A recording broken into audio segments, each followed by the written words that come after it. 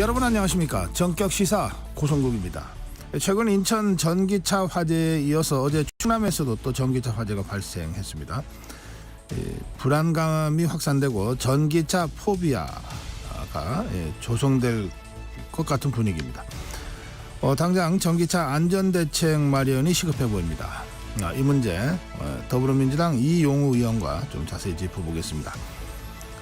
이란과 이스라엘 일촉즉발의 상황입니다. 중동 정세가 악화되면 국제 유가가 상승할 거고 운송로 봉쇄에 따른 글로벌 공급망 불안으로 우리 경제에도 타격이 아주 클 것 같습니다.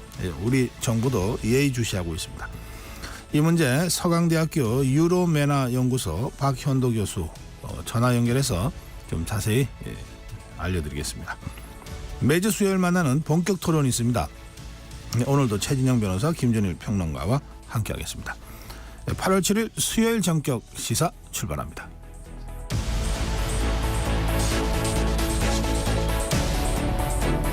네, 전격 시사는 유튜브 라이브로 생방송 함께 하실 수 있습니다. 문자 참여해 주십시오. 짧은 문자 50원, 긴 문자 100원, 샵 9730으로 들어오시기 바랍니다. 콩 어플 무료입니다. KBS 1라디오 정치, 경제, 사회, 문학 각종 명품 콘텐츠가 여러분을 위해 준비됐습니다. 구독과 좋아요, 댓글로 함께 해주시기 바랍니다.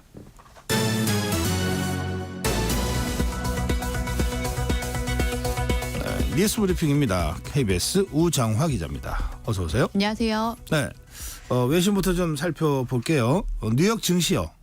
상승 마감했군요. 네, 이 뉴욕 증시 간밤에 3대 지수가 1% 안팎까지 모두 오르면서 일단은 이 급락세에서 벗어나긴 했습니다. 또 공포 지수로 불리는 시카고 옵션 거래소의 변동성 지수도 일단은 안정세를 되찾았습니다. 저가 매수세가 좀 유입이 된 데다가 경기 침체에 대한 우려가 좀 과도했다, 이런 해석 때문으로 일단 상승 마감을 한 걸로 보입니다. 이런 상황과 동시에 시장에서는 지금 금리 인하에 대한 기대도 좀 줄어들고 있는 모습입니다. 금리 선물 시장에서 한때는 80%를 넘기도 했었던 9월 기준금리 인하에 대한 인하폭에 대한 기대, 그러니까 0.5% 포인트 인하할 것이다, 이런 기대가 당초에는 80% 정도였는데 지금은 70% 정도까지 내려왔습니다. 올해 또 금리 인하를 4차례 이상, 4번 이상 내릴 거라는 전망도 지금 계속해서 줄고 있는 상황입니다.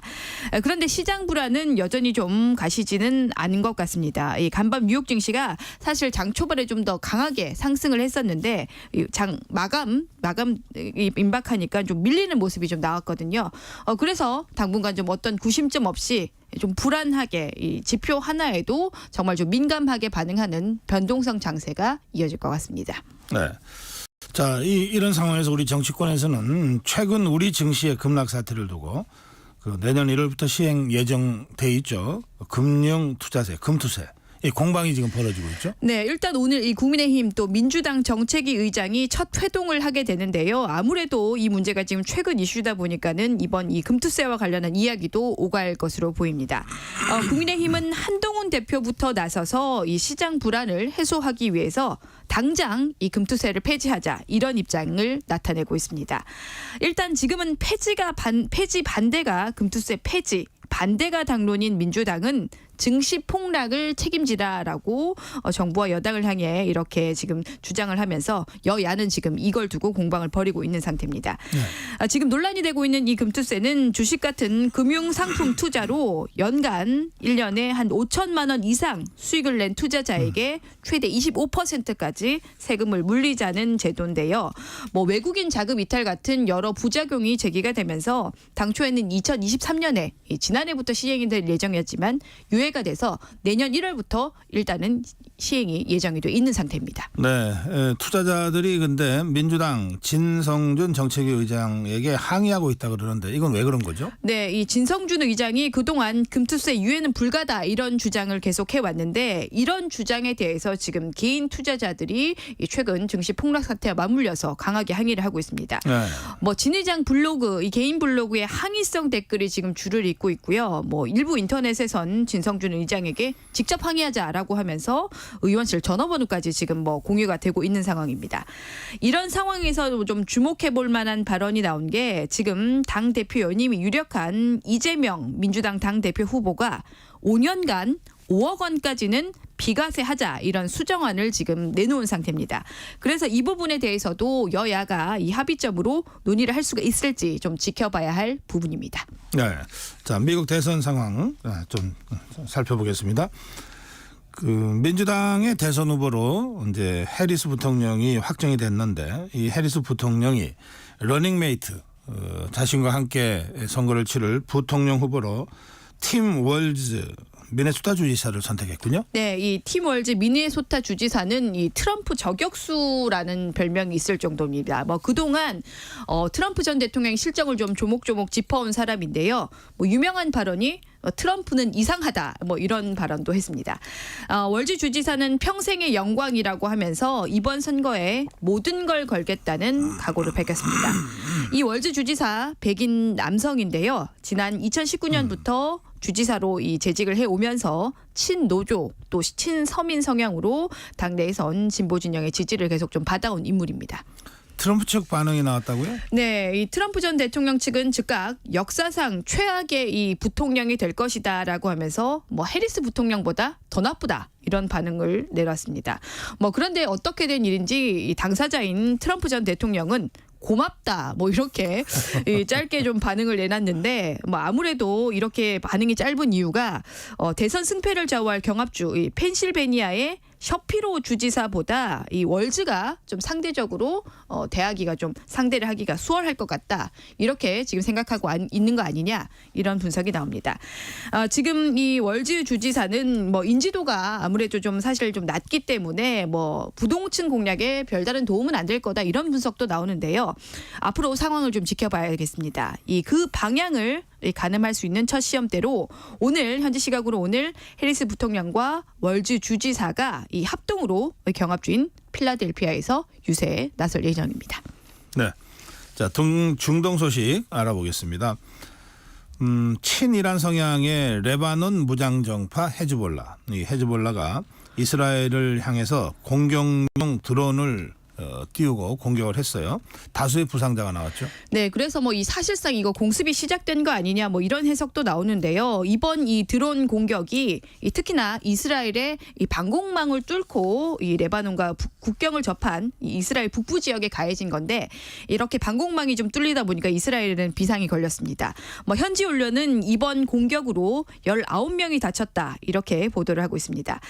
헤즈볼라의 수장 나스랄라는 이란과 헤즈볼라가 이스라엘에 대응할 의무가 있다라고 하면서 강력하고 효과적일 것이다. 공격이 효과적일 것이다라고 하면서 뭐 대규모 공습이 임박했음을 다시 한번 시사를 하기도 했습니다. 네, 그런가 하면은 하마스 신와르라는 이 강경파가 새 정치국 최고 지도자로 뽑혔군요. 네, 이 하마스는 이 폭사한 정치국 최고 지도자였죠. 이 한이의 후임으로 신와르를 선출을 했습니다. 이 인물은 지난해 10월 7일에 이스라엘을 기습하는데 이걸 모든 걸 설계한 걸로 알려진 특히나 좀 강경파 인물입니다. 네. 말 그대로 지금 이 이란 이스라엘 간 전면전이 임박한 징후들이 지금 곳곳에서 나오고 있어서 상황을 좀 예의주시해봐야겠습니다. 네, 이 중동 사태 관련해서는 좀 심층적인 분석 잠시 후 전격 인터뷰에서 진행해드리겠습니다. 자, 다음 소식입니다. 전 세계에서 코로나19 다시 증가세를 보이고 있다 그러는데 어느 정도인가요? 네, 이 세계보건기구 WHO가 이 현지 시각으로 어제 브리핑을 했습니다. 전 세계 84개국에서 코로나19 양성률이 몇 주간 특히나 증가세다 이렇게 발표를 했습니다. 네. 뭐 양성률이 지역마다 좀 차이가 나지만 평균적으로 10%를 넘는다 이렇게 보고를 했는데요. 특히 유럽에서는 양성률이 20%를 넘었는데 문제는 WHO가 이런 양성률의 추세가 한동안 꺾이지 않을 것이다 이렇게 지금 좀 전망을 하고 있는데다가 뭐 더 심하면 이 변종 코로나 바이러스가 나타날 수도 있다 이렇게까지 경고를 하고 있는 상황입니다. 네, 코로나19 어쨌든 사람이 많이 모이면은 위험해지는 것인데 지금 사람들이 아주 많이 모여 있는 곳이 파리 올림픽 아닙니까? 네. 이 파리 올림픽에도 코로나19 감염자들이 나왔습니까? 네, 이 파리 올림픽에서도 이 최소한 40명 이상이 지금 감염이 된 걸로 확인이 되고 있는데요. 네. 그래서 당장은 WHO는 이 방역 조치를 지금 하고 있는 데다가 이 경기장에서 마스크 착용을 지금 좀 권고를 하고 있습니다. WHO는 이 확진자의 6% 정도가 그동안 6% 정도가 후유증을 겪고 있는 것으로 보고 있는데요. 이제 앞으로 이제 이 더운 여름이 지나면 이 코로나19 바이러스가 확산될 수 있는 가능성이 좀 높아지다 보니까 우리도 좀 대비가 필요한 상황입니다. WHO는 의료진, 노인 등 이 감염 취약층은 마지막 접종 후 1년 내에 백신을 좀 새로 맞을 것을 지금 권고를 하고 있습니다. 예. 얼마 전에 인천에서 전기차로 인한 큰 화재가 났습니다. 수백 명의 이재민들이 발생한 상태인데요.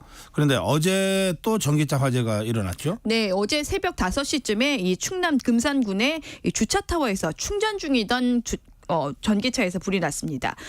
열이 많이 한 열폭주 현상이라고 하는 이 무려 1000도 이상 오르는 이런 위험한 현상이 4차례나 일어났다고 하는데 일단은 빠르게 진화를 해서 더 큰 피해는 막을 수가 있었습니다. 네.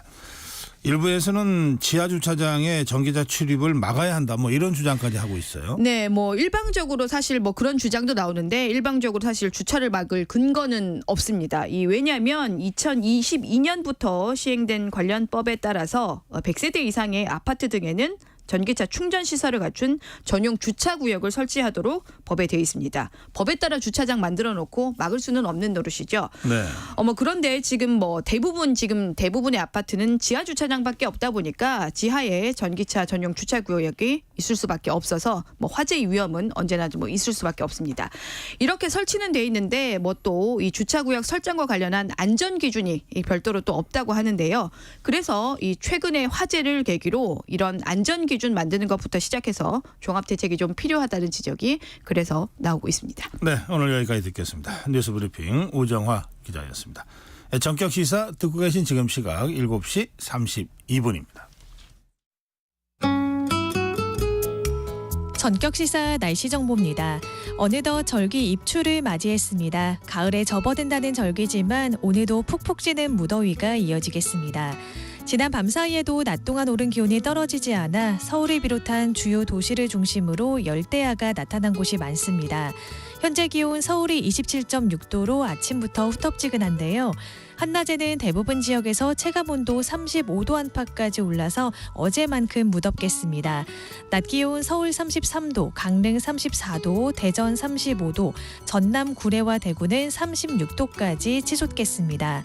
오전부터 저녁 사이 전국 대부분 지역에는 돌풍과 벼락을 동반한 5에서 60mm의 소나기가 내리는 곳이 있겠습니다. 시간당 30mm 안팎으로 세차게 쏟아질 수 있으니까요. 계곡이나 하천 접근은 피하시기 바랍니다. 소나기만 아니라면 전국에 가끔 구름만 간간히 지나겠고요. 아침까지 강원 내륙과 산지, 호남 내륙에는 짙은 안개가 끼는 곳이 있겠습니다. 교통안전에 유의하시기 바랍니다. 지금 서울의 기온은 27.6도입니다. 날씨 정보의 조하늘이었고요. 이어서 이 시각 교통 상황을 KBS 교통정보센터의 김민희 씨가 전해드립니다. 앞서 들으신 것처럼 강원과 호남을 중심으로 짙은 안개가 끼면서 가시거리가 200m 미만인 곳들이 있습니다. 전조등 켜시고 앞차와의 거리를 평소보다 더 넉넉히 두셔야겠습니다. 연일 무더운 날씨에 차량도 말썽인데요. 곳곳으로 고장난 차 서 있는 곳들이 많습니다. 경부고속도로 서울 방면으로 칠곡분기점 진출램프 2차로에서는 고장난 화물차를 처리하고 있고요. 이후 경기권에서는 수원 부근에서 속도 줄여 지납니다. 죽전 휴게소 부근 5차로에도 고장난 차가 서 있어서 부근으로 차량들 서행합니다. 더 가서도 달래내고개부터 반포 사이로 더딘 흐름 이어지고 있습니다. 서해안고속도로 서울 방면으로 팔곡터널 부근 2차로에서는 장애물을 처리하고 있고요. 이후로 일직분기점 부근 2차로에서는 사고가 나면서 일직에서 금천 사이 정체가 더 심해져 있습니다. KBS 교통정보센터였습니다.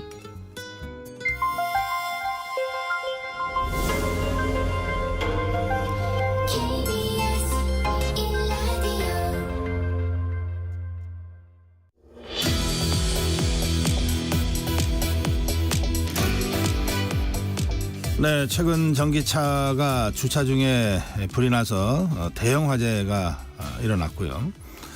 이러다 보니까 일부 아파트에서는 때 아닌 전기차 금지령이 떨어지기도 하고 그렇습니다. 지하 주차장에 전기차 주차를 막아선 건데요. 그러나 법적 근거는 사실 지금 미비한 상태입니다. 전기차 포비아 현상까지 확대되고 있다. 이런 걱정들이 많습니다. 이 문제를 비롯해서 여러 정치 현안, 더불어민주당 이용우 의원 모시고 말씀 좀 듣겠습니다. 의원님 어서 오십시오. 네, 안녕하세요. 네, 의원님 지역구가 인천 서구 을 지역이시군요. 네, 그 청라지구 있는 그겁니까? 네 맞습니다. 그 이번에 그 화재도 거기서 발생했나요? 네, 맞습니다. 그 화재 현장이 어떻습니까? 지금 화재 현장이 1581세대 아파트 전체의 네. 동에 피해가 좀 발생을 해서 네. 주민분들이 사실 입주하기가 어려운 상황이어서요. 네. 지금 다 아파트 밖에서 생활들을 하고 계시고 네. 단전 단수 이런 상황들이 계속 지금 발생을 해서 네. 생활 자체가 좀 어려운 상황입니다. 화재로 인한 이재민이 네. 발생한 거군요. 네. 그럼 그분들은 지금 어디서 생활하세요? 지금 학교 강당이라든지 또 주민센터 임시 거주 시설이라든지 저희가 또 어렵게 마련한 또 기업 연수 시설이라든지 네. 이런 곳에서 외부에서 지금 생활 중입니다. 안 그래도 요즘 열대야 때문에 밤잠 설치시는 분들이 많으신데 그분들은 진짜 힘드시겠습니다. 폭염 시기에 이런 사고가 발생을 해서 네. 주민분들이 굉장히 조금 여러 가지 이중고, 삼중고에 시달리고 있는 상황입니다. 그러면 그분들은 언제쯤 귀가하실 수 있을 것 같으신가요? 일단 이번 주에 최대한 단전 단수 승강기 문제가 좀 해결이 돼야 되고요. 예. 그렇게 되면 각 세대마다 지금 매연과 재 이런 부분들이 다 지금 피해가 입은 상황이어서 아하. 입주 청소가 또 진행이 돼야 됩니다. 네. 특수서척이 필요한. 아하. 그래서 단계적으로 하게 되면 아마 8월 말까지는 계속 지속되고 입주가 그때부터 이제 순차적으로 진행될 것 같습니다. 지금 이렇게 집으로 돌아가지 못하는 그 이재민들 네. 지금 대략 몇 분 정도 되시죠? 지금 어제 기준으로 저희가 파악한 거는 700명이 좀 넘었고요. 굉장히 많으시구나. 1581세대면은 한 5천 명 정도 네. 저희가 추산을 하는데요. 네. 지금 이분들이 사실은 아파트에서 지금 숙식을 하시지를 못해요. 네. 그래서 저희가 말하는 700명이라고 하는 것은 현재 임시 거주시설 이용하시는 분들이고 네. 나머지 분들은 뭐 지인이라든지 친척이라든지 이런 데서 네. 외부 생활을 계속 하고 있는 상황입니다. 그렇군요. 이제 의원님이 정부에 특별 재난지역 선포를 요청하셨습니까? 네. 네. 네. 그 제가 요청한 건 아니고요. 네. 그 법상 그 지방자치단체에서 행정적 재정적 능력으로 감당이 좀 어려운 네. 사회 재난의 경우에는 특별 재난지역 선포를 하게 되어 있습니다. 네. 그래서 인천 서구청에서 인천시에 그리고 인천시가 어제 행정안전부에 지금 건의를 한 상태입니다. 그럼 정부 입장이 나왔습니까? 정부 입장은 아직 나오진 않았고요.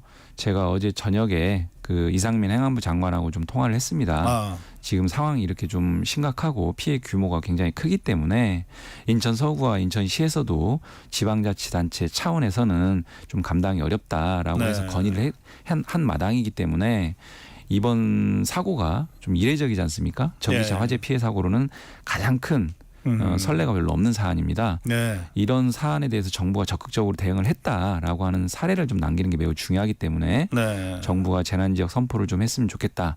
좀 강하게 요청을 했고요. 네. 기준에 따라서 검토하겠다 이런 답변을 받았습니다. 그러면 지금 검토 중이군요. 지금은 검토 중입니다. 알겠습니다. 그런데 이 화재 사고 소식을 전하면서 근데 이게 이제 지하에서 불이 네. 났고 지하가 순식간에 네. 연기로 가득 차고 유독가스가 차고 그래서 소방대원들이 진입도 쉽지 않고 네. 또 전기 차기 때문에 그냥 물로 진화도 안 되고 네. 하는 굉장히 많은 어려움이 있었다고 그러던데요. 맞아요. 네. 제가 지난주 1일 날 사고가 발생을 했고 화재 사고 발생 직후에 현장에 가봤는데요. 네. 진입 자체가 좀 어려운 부분이 있어서 소방대원 분들도 시간을 좀 기다릴 수밖에 없는 안타까운 상황이었고 그러다 네. 보니까 이제 피해가 더 확대되는 이런 문제가 네. 좀 있었습니다. 예. 실제로 차량이 제가 이제 며칠 뒤에 들어가서 보니까 그 원인이 됐던 그 전기차는 완전히 전소가 됐고 그 인근의 차량도 72대가 다 전소가 돼 버렸습니다. 아하. 뼈대만 남은 상태였고요. 그래요. 그 이상 또 수십 대의 차량들이 다 부분 전소가 되고 이런 상황들이 굉장히 좀 심각한 상황들을 좀 봤었습니다. 예. 예. 화재 원인은 지금 밝혀졌습니까 그러면? 지금 경찰하고 소방 쪽에서 네. 합동 수사 감식들이 좀 진행 중인데 네. 그 화재 차량 그 차량조차도 정확한 감식을 지금 아직 못 하고 있다고 하더라고요. 예. 지금 또 다른 또 그 위험 발생 요인이 발견이 돼서 일단은 차량 자체를 옮겨놓은 상태고 네. 정확한 감식들을 좀 해봐야 될 것 같습니다. 이게 만약에 이제 전기차의 그 구조적 기계적 결함이다 그러면은 뭐 리콜을 해야 되고 하는 이런 사태로까지도 네. 확산될 수 있고 맞습니다.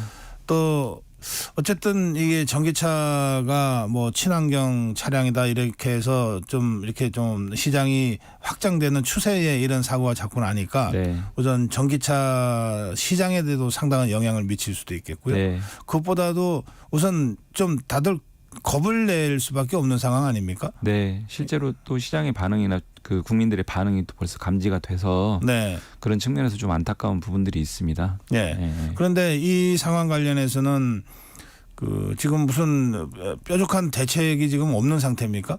일단은 전기차 화재와 관련해서는 네. 지속적으로 좀 증가 추세에 있었고요. 예. 그런 부분들에 대해서 이제 법제도적 정비가 좀 필요한 부분은 맞습니다. 아, 이번 큰 화재 사고를 기화로 해서 국회에서도 정부에서도 근본적인 대책 마련이 좀 필요하다고 보이는데요. 네. 일단 전기차 그 주차 구역이라든지 충전 시설과 관련해서 일정한 좀 그 규정 마련이 좀 필요하다.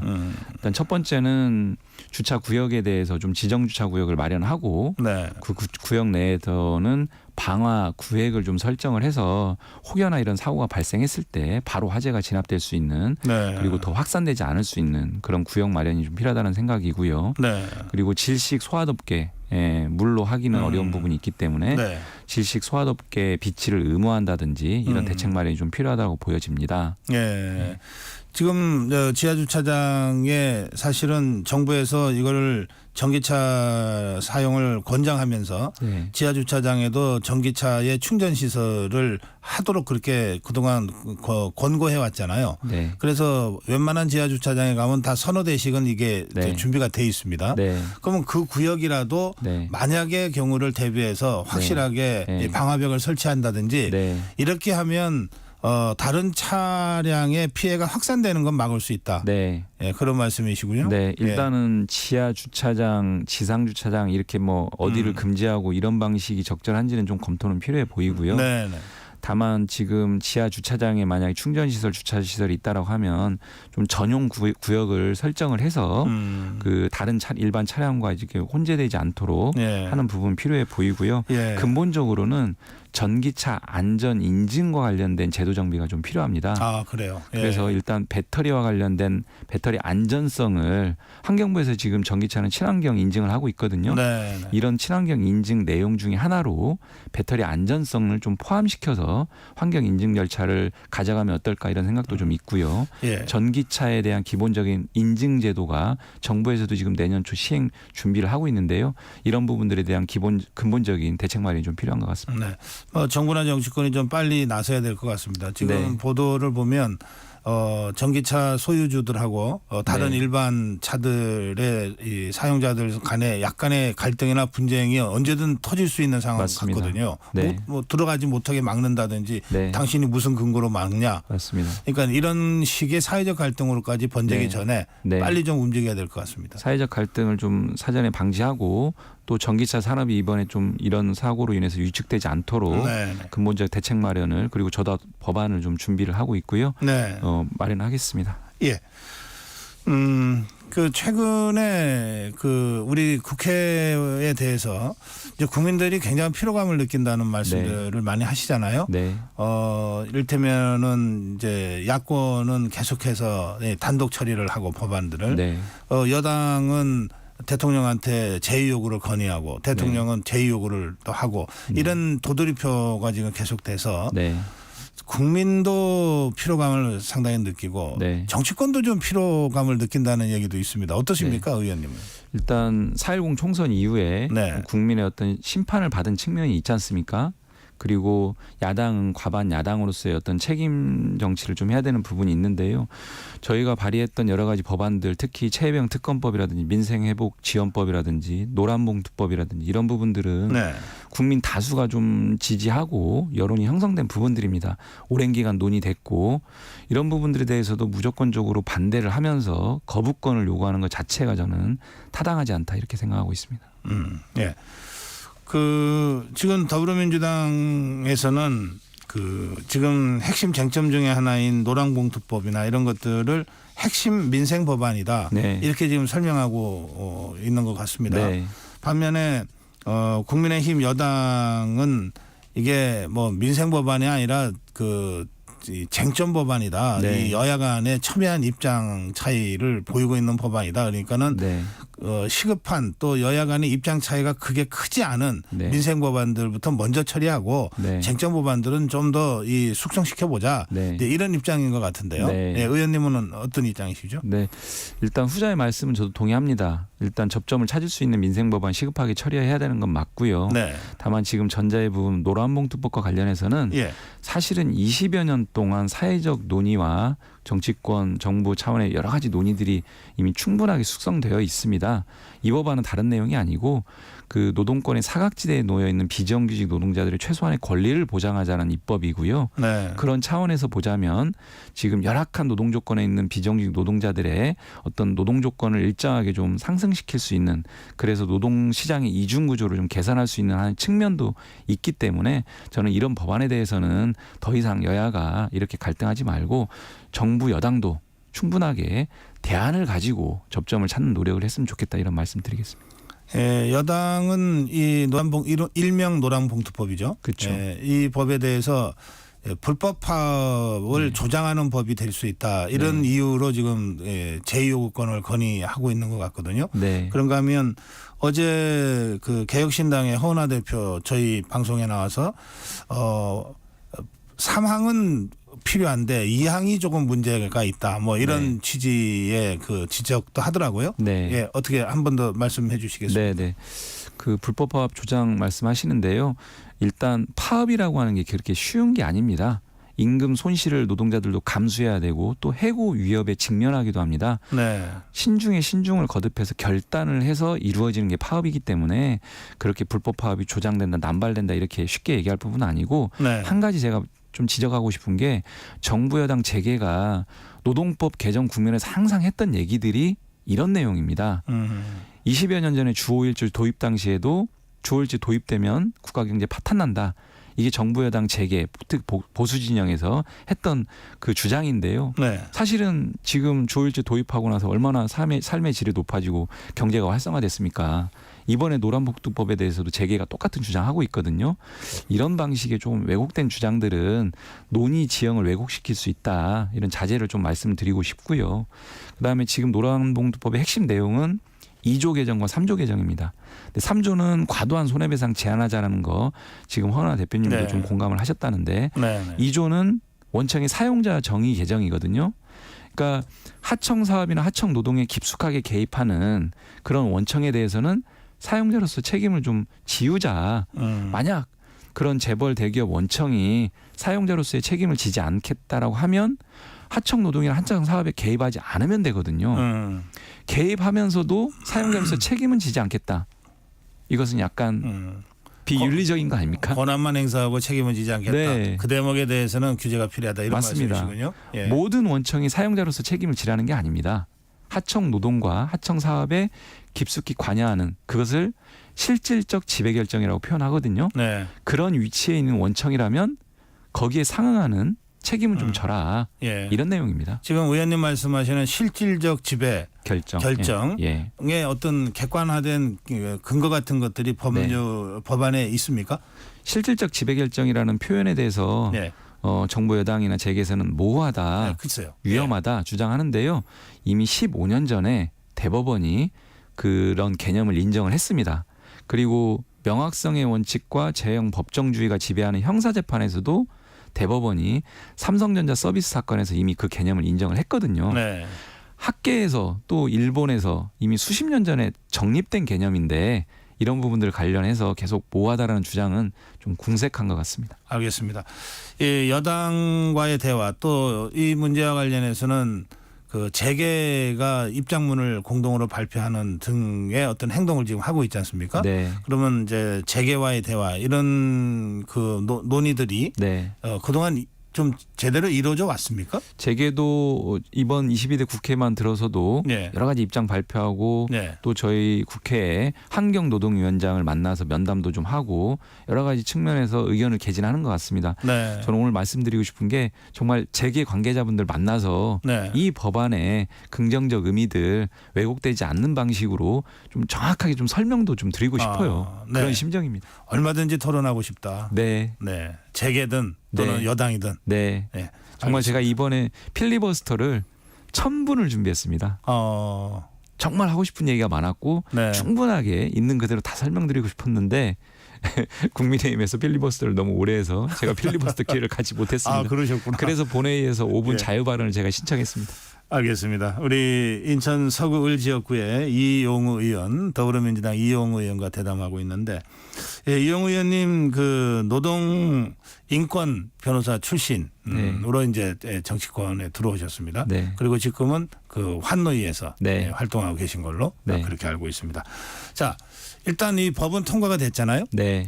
그리고 이 국민의힘 여당은 대통령한테 제의 요구를 건의한 것 같습니다. 네. 지금 대통령은 지금 휴가 중인데 네. 뭐 전자결제로 제의 요구를 할 수도 있다 이런 얘기가 나오고 있습니다. 네. 어떻게 예상하십니까? 21대에서 거부권 한번 행사된 법안이지 않습니까? 네. 그래서 저희도 상당히 좀 우려하고 있는데 네. 이 말씀 드리겠습니다. 헌법의 제2요구권이라고 하는 것은 내재적 한계가 있다. 헌법학계에 확립된 법리입니다. 예를 들면 국가재정을 파탄낸다든지 행정부의 권한을 부당하게 침해한다든지 이런 법률에 대해서 대통령에게 주어진 권한이 제2요구권인데 네. 노란복두법은 그런 사유에 해당하지 않습니다. 거부권 행사 사유에 해당하지 않습니다. 네. 그럼에도 불구하고 권한을 행사한다라고 하면 헌법에서 보장된 제2요구권의 범위를 넘어서는 것이다. 저는 이런 말씀 좀 드리겠습니다. 그런데 이제 이 집권당의 건의가 있고 국회의 의결을 거쳐서 대통령이 제의 요구를 하게 되면 이제 네. 재표결 절차를 또 밟아야 되잖아요. 네. 그 경우에 집권당이 제의 요구를 건의한 상태에서의 법안이니까 네. 당연히 집권당 반대할 거고요. 네. 그러면은 재표결 시에 부결 가능성이 높지 않습니까? 네. 그러면 이제 폐기가 되는 건데 네. 그 이후에 어떻게 하실 계획이십니까? 일단 만약에 제2요구권을 행사해서 다시 돌아오면 네. 제2의결 과정에서 제가 정말 국민의힘 의원님들 한 분 한 분 만나서 정말 호소드리고 싶고요. 네. 그런 과정을 거쳐서라도 결국 폐기가 된다라고 하면 이 법안은 추진을 중단할 수가 없는 법안입니다. 아까 말씀드린 것처럼 비정규직 노동자들은 헌법에는 노동상권이 있지만 현실에는 노동상권이 없다 이렇게 얘기하고 있고 제가 봐도 그렇습니다. 네. 이런 상황을 계속 방치할 수는 없기 때문에 네. 다시 한번 추진해야 되지 않나 이런 생각을 가지고 있고요. 네. 구체적인 추진 방식이나 로드맵은 좀 더 고민해 보겠습니다. 알겠습니다. 2번 안 되면 3번 하겠다. 고민 열심히 해보겠습니다. 구체적인 방식은 예. 재의결 이후에 예. 저희가 고민하고 알겠습니다. 당에서도 방책을 마련하겠습니다. 지금 환노위 위원이시니까 그 고용노동부 장관 후보자 인사청문도 준비하셔야 될 것 같은데요. 청문 날짜 일정은 잡혔습니까? 어제 그 자료들이 왔고요, 정부에서. 네. 그래서 이제 15일 안에 어쨌든 해야 됩니다. 네. 김문수 위원장에 대해서 지명된 이후에 시중에서 이런 얘기가 회자됩니다. 네. 조금 표현이 그럴 수 있는데요. 언제적 김문수냐 이런 얘기가 회자됩니다. 네. 이진숙 방통위원장에 의해서 다시 또 김문수 후보자 지명. 네. 어떻게 보면은 조금은 뭐랄까요, 좀 뭐 이런 표현 어쩔지 모르겠지만 좀 극우적인 인사들 아니냐 이런 얘기들이 많이 있거든요. 네. 그래서 이번 청문회에서는 이런 분 지명 안 된다. 저희는 사실 자진 사퇴했으면 좋겠습니다. 근데 만약에 청문회를 하게 된다면 2일이든 3일이든 충분하게 국민적 검증을 거치겠다. 부적격자라고 하는 것을 분명하게 밝히겠다. 이런 입장들을 가지고 준비 열심히 하고 있습니다. 예, 뭐 그동안은 죄송합니다. 되게 그 장관 후보자는 하루 청문을 했는데 네. 이진수 후보자 경우에 3일 했습니다. 이번에도 하루 이상 할 가능성이 높다는 말씀을 지금 하신 거네요. 네, 저는 그렇게 하고 싶습니다. 네. 왜냐하면 일단 항상 청문회 보면요. 자료 제출이 거의 안 됩니다. 자료 제출이 안 되니까 국민적 검증 과정이라고 하는 청문회가 부실해져요. 네. 일단 자료 제출이 충분하게 됐으면 좋겠고요. 예. 그리고 김문수 후보자의 경우에는 상당히 오랜 기간에 여러 가지 역할들을 했기 때문에 그런 부분들을 찬찬히 좀 뜯어볼 필요가 있겠다 이런 말씀드리겠습니다. 예. 시간이 다 돼서 오늘 여기서 의원님과의 대담 줄여야 되겠습니다. 말씀 네. 잘 들었습니다. 예, 감사합니다. 네, 더불어민주당 이영우 의원이었습니다. 고맙습니다. 네.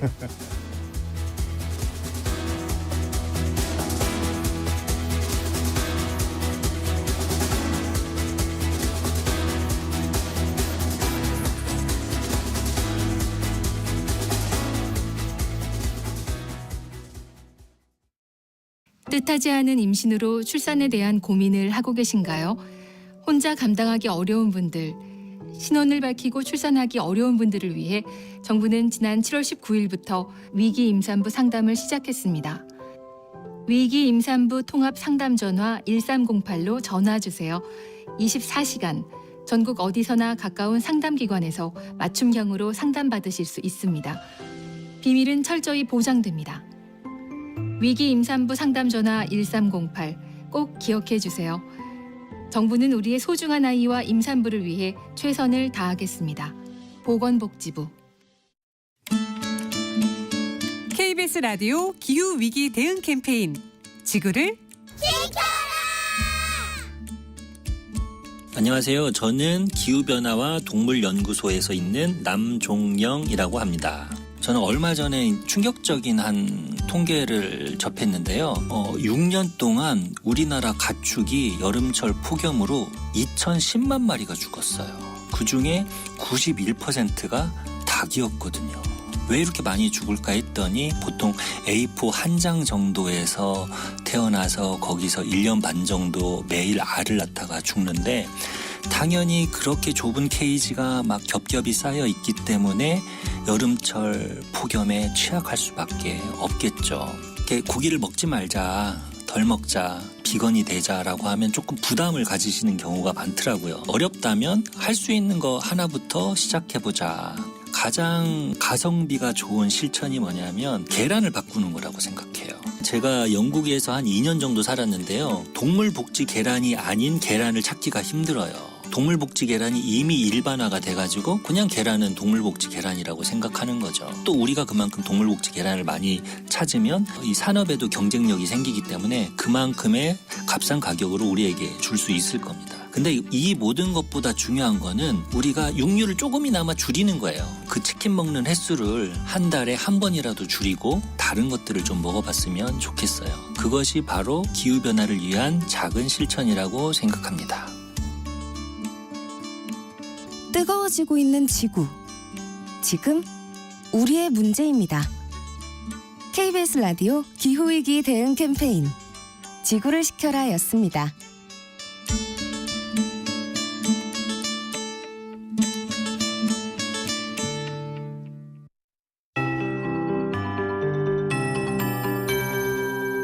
KBS 58분 날씨.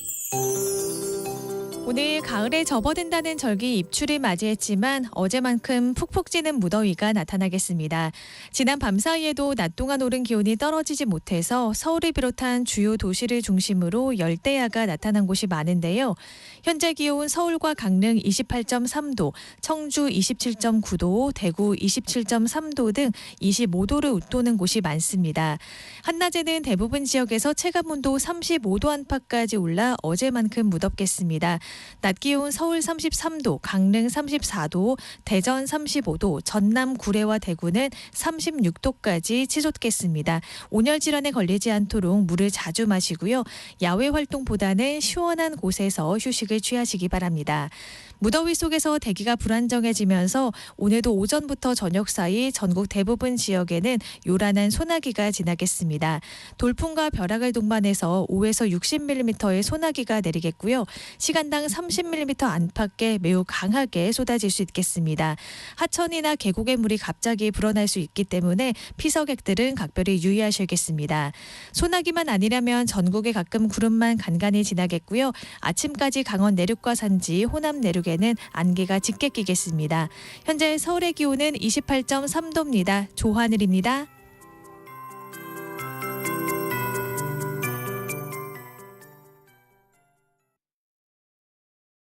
정성을 다하는 국민의 방송 KBS가 8시를 알려드립니다. AM 711kHz, FM 97.3MHz, KBS 1라디오입니다. HLKA.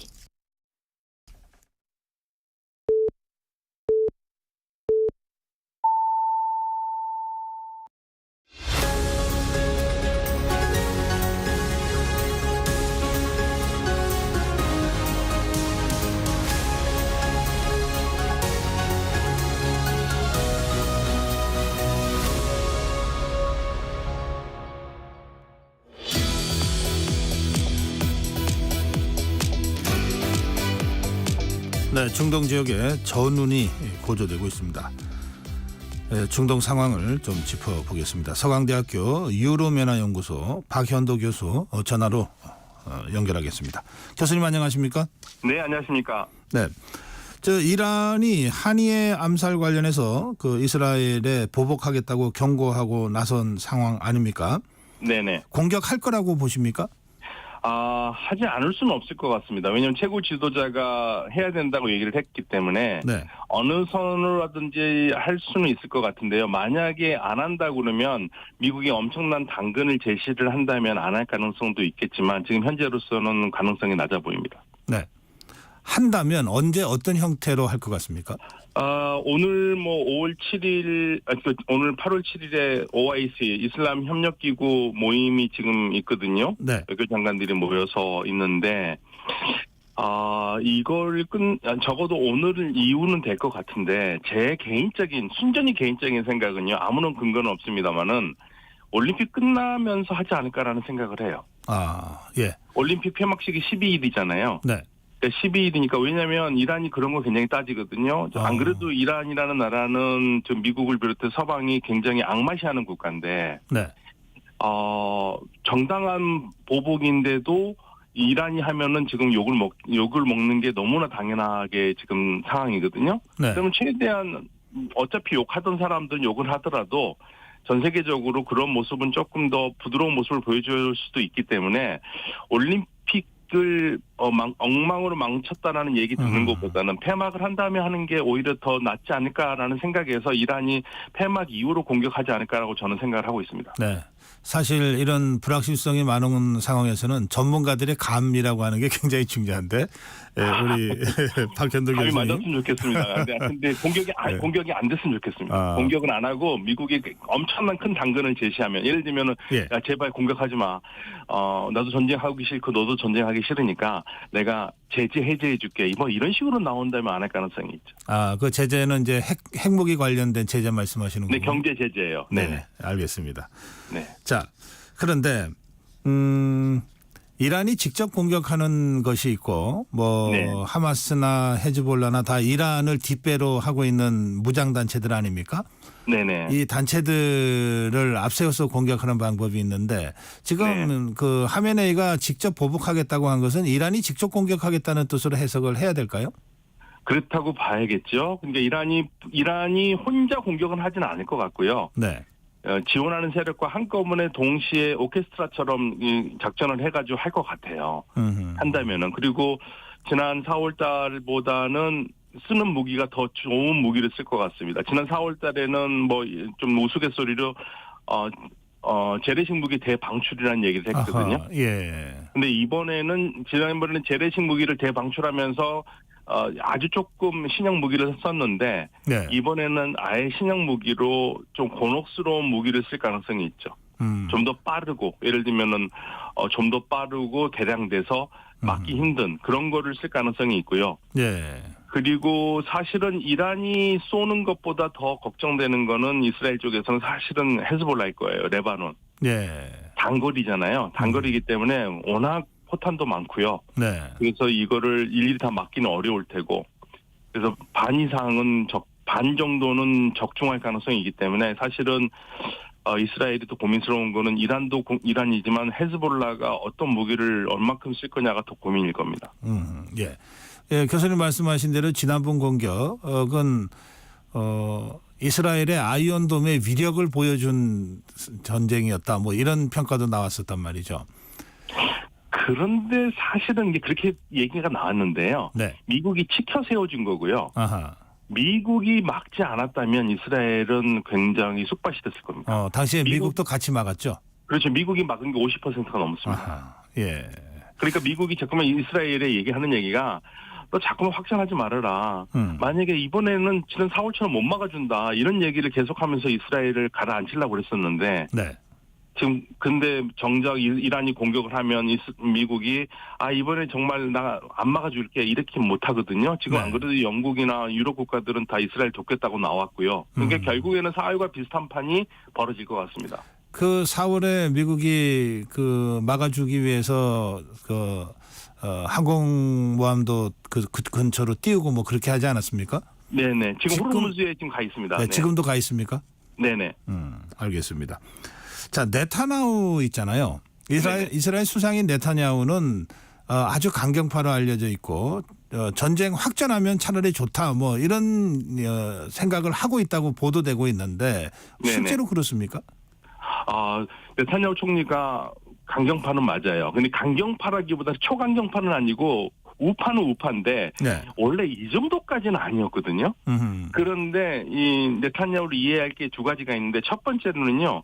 이스라엘의 그 의회 구성은 우리처럼 단일 정당이 그 다수당이 되기가 어려워요. 네. 그러면 연정을 해야 되거든요. 네.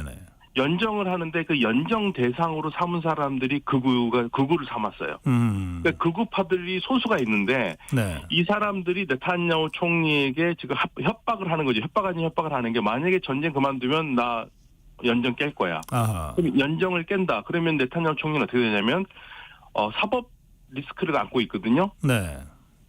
재판을 받아야 돼요. 부부가 다 걸려 있습니다. 부부가 네. 지금 재판을 받아야 되고 총리이기 때문에 지금 살 수 있는데 총리가 아니면은 이거 다시 재판을 받아야 되고 감옥 갈 가능성이 크거든요. 그러니까 네. 개인적인 안녕을 위해서 국가의 안보와 맞바꾸고 있는 그런 형편이기도 하고요. 그리고 어차피 지금 전쟁을 시작했었을 때 막지는 못했잖아요. 네. 그 책임이 있는데 그 책임이 있다는 얘기를 안 하면서 계속적으로 어떻게 쓰든지 전공을 세우고 싶어 해요. 전공을 세워서 국민들한테 인기를 얻고 싶어 하는데 그렇게 해서 지금 마지막 최후의 지금 노력을 하고 있는 건데 본인 입장에서는요. 네. 네타냐후 총리가 지난 20년 동안 끊임없이 한 얘기가 있습니다. 어떤 얘기입니까? 이란 핵을 막아야 된다. 그러니까 이란 핵을 막으려면 이스라엘이 공격을 해야 되는데 이스라엘 혼자 공격이 안 되거든요. 네. 그러니까 미국을 끌고 들어가서 공격을 해야 된다라고 생각을 하고 있고 그러니까 미국을 어떻게 쓰니 끌고 들어가야 해서 확전을 원하는 겁니다. 네. 그래야지 미국과 합쳐서 이란의 핵시설을 때리고 수 있기 때문에 그러니까 미국도 그걸 알고 이란도 그걸 알기 때문에 확전을 안 하려고 노력을 하고 있는 거고요. 오히려 예. 지금 상황이 반대가 됐습니다. 네타냐후의 사법 리스크 말씀하셨는데 어떤 사건입니까?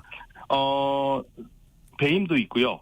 배임. 부정부패도 있고, 부정부패. 사기건도 있고 세 가지 건이 걸려 있어서 네타냐후 총리가 지금 재판을 받고 있기도 하고요. 네. 근데 지금 총리가 되기 때문에 좀 더 못 받고 있는 상태이긴 한데 그래서 이제 본격적으로 받게 되겠죠. 그렇군요. 그렇게 되면 어렵죠. 네. 지난번에 바이든 대통령이 네타냐후 불러서 네. 협상을 종용했는데 결국 실패하지 않았습니까? 네. 그러니까 그것도 지금 우리 교수님 말씀하신 그런 이 네타냐후 입장에서는 이 전쟁을 승리로 이끌지 않으면 중단할 수 없는 그런 어떤 사정이 있어서 그랬던 거군요. 그러면. 네, 맞습니다. 그래서 이제 미국도 그걸 알기 때문에 네. 전부 다 그 얘기를 하고 있습니다. 거의 이제는 사실처럼 기정사실화가 돼버렸는데 네타냐후 총리가 본인의 정치적인 생명을 늘리기 위해서 전쟁을 계속 선택한다. 그러니까 휴전을 할 때마다 계속적으로 휴전안을 어렵게 만들어서